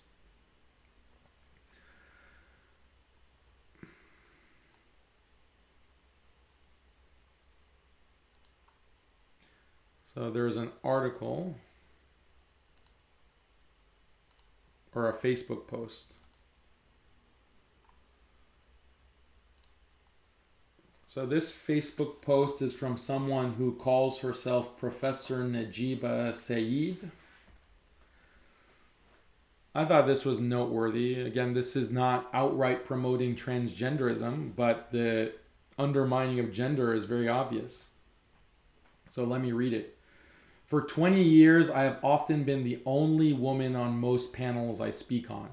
I always mention it now when I am. It makes people uncomfortable. It's 2016. I will call it out every time. I talked to dozens of young women about speaking in class these past few days. Some things that I shared with them. Number one, don't wait to be asked to speak. Just speak. Number two, don't ask for permission to speak. Just speak. Number three, don't wait for space to be made for you physically. Make and take up as much space as you need. Number four, don't make your body smaller or your voice smaller to please others. Number five, don't apologize for anything you say, either before or after you say it. Number six, seek out allies in your professors. Practice speaking out with them. Number seven, don't wait till you know everything about a topic to speak. Others don't. Number eight, speaking up and out is part of your learning process. Number nine, anger is virtuous. Express it. Number 10, support each other to speak up and take up space. Number 11, it's not your role to soothe others. Number 12, people can handle being uncomfortable. It's their problem, not yours. So this is what, this Muslim woman is promoting. This is not like unusual. You find garbage like this from a lot of these Muslims on social media, Muslim women on social media. And this one is, she's teaching at certain Muslim institutions. Like there's this thing called Bayan Claremont. It's a kind of, what's the word that they use? They offer like a certain kind of certification or master's program for Muslims who want to study Islam. So she teaches, I think, for them or is associated with them somehow. And these are the things that she's promoting. Okay? Like, don't wait to be asked to speak, just speak. Or, anger is virtuous, express it. It's just anger for the sake of anger. Well, what should you be angry about? Yeah, anger can be virtuous. Anger can be a good emotion. When you're angry for the sake of Allah, when you're angry for the sake of an injustice against the ummah, yeah, anger can be virtuous. But just anger for the sake of anger, just ranting and raving, just like in that Nike ad. Just like slamming your tennis racket, throwing it like Serena Williams, just shouting and ranting and raving. This is virtuous. Just take up space. Just like bully your way wherever you want. Others are doing it. What others? That's not appropriate behavior for anyone. That's not something that men are supposed to be doing. If men are just busting their way, being bullies, that's not appropriate for men. But that's apparently what women should be doing, what we're promoting for Muslim women. Right? Take up space, whatever you want. And this is what we see in some of these masajid, where there's problems. I hear about these problems on a regular basis. there's some kind of Muslim woman with this mindset that Professor Najiba is giving us here, that, oh, I'm just going to take whatever I want. And she comes to the masjid, once, for the first time in who knows how long. And she sees that, oh, well, there's a men's musalla, and the women's area is on the balcony. The women's area is separate from the men's. Well, I'm going to come down to the men's area. I'm going to pray right there, right in front of the men. I'm going to stand right there in front of them and really show them how angry I am. How dare they separate women from men? So you have this kind of, again, attitude, anger. You just have to take up all this space where men are. We can't have a separation of men and women. Men and women cannot be separate. We constantly have to be mixed together. And if there isn't a separation, then we're going to force ourselves. That's what it means to be a good Muslim woman nowadays. Or another thing, it's not your role to soothe others. Well, that is the role of a mother. Mothers should be soothing. They should be caring. They should be nurturing. Oh, but no, I'm stereotyping women. I'm imposing gender expectations on women. This is misogyny. This is patriarchy speaking. This is what, from the very first wave of feminism, this is the idea that was being promoted in their feminist ideology. And now Muslim women are saying the exact same nonsense, the same exact garbage. And we're supposed to celebrate them for that and praise them. Oh, you go, sister. You tell those patriarchal Muslim misogynists, wallah bros, you're strong. Speak your truth. Speak your truth. We're going to march. Don't apologize for anything you say. It's like very, very absolute. Don't apologize for anything you say. Well, what if you say something wrong? What if you say something stupid and nonsensical? Don't apologize, ever.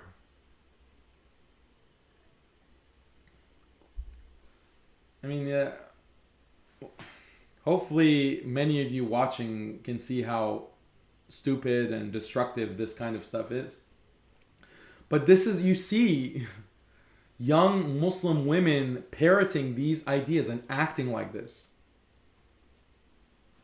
And just because they have like a turban hijab, they think that they're being modest or that they've somehow met the requirements within Islam.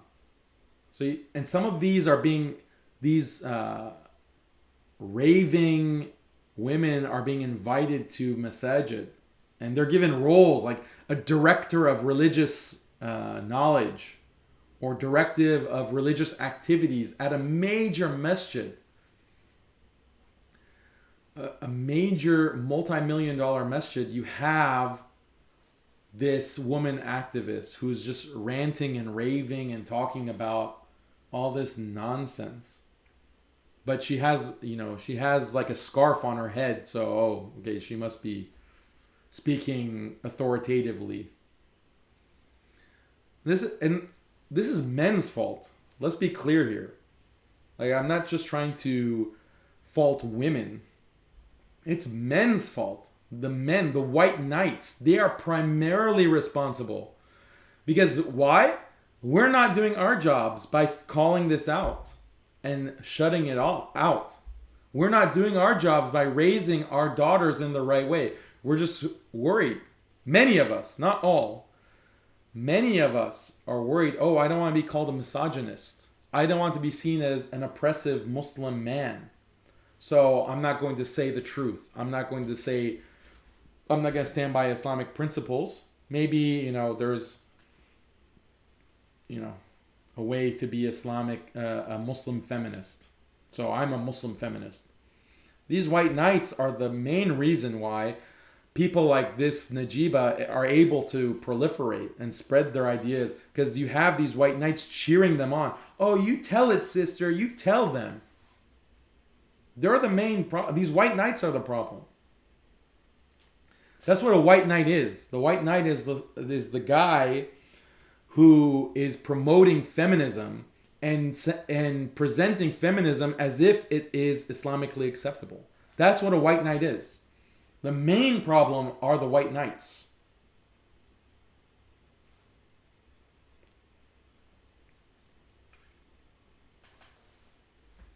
The reason that we have this is white knights. The reason we have this is white knights. The reason we have this is white knights.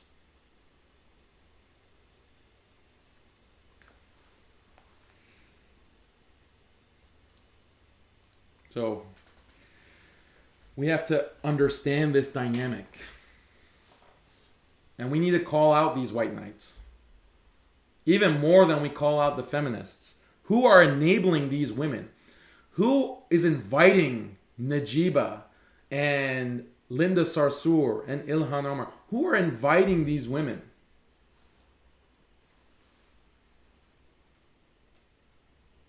Putting them on a pedestal. Presenting them as role models for our daughters. It's men. We need to call out those men.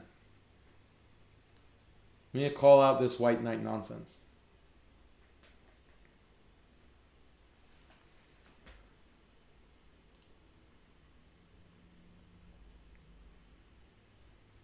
And then women forcing themselves into men's spaces.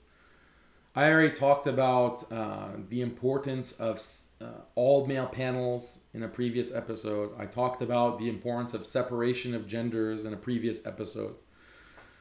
The white knights have to be stopped in the sense that men need to say no, no more. No more. Women, this is a man's only space. We have facilities for women. We provide for women. It's the man's role to provide for women, but we are authorities.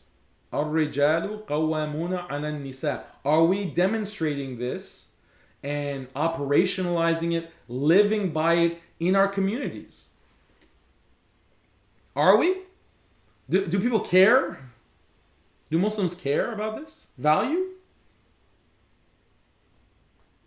Because if they are, in some of these communities, I'm not seeing it. I'm definitely not seeing it.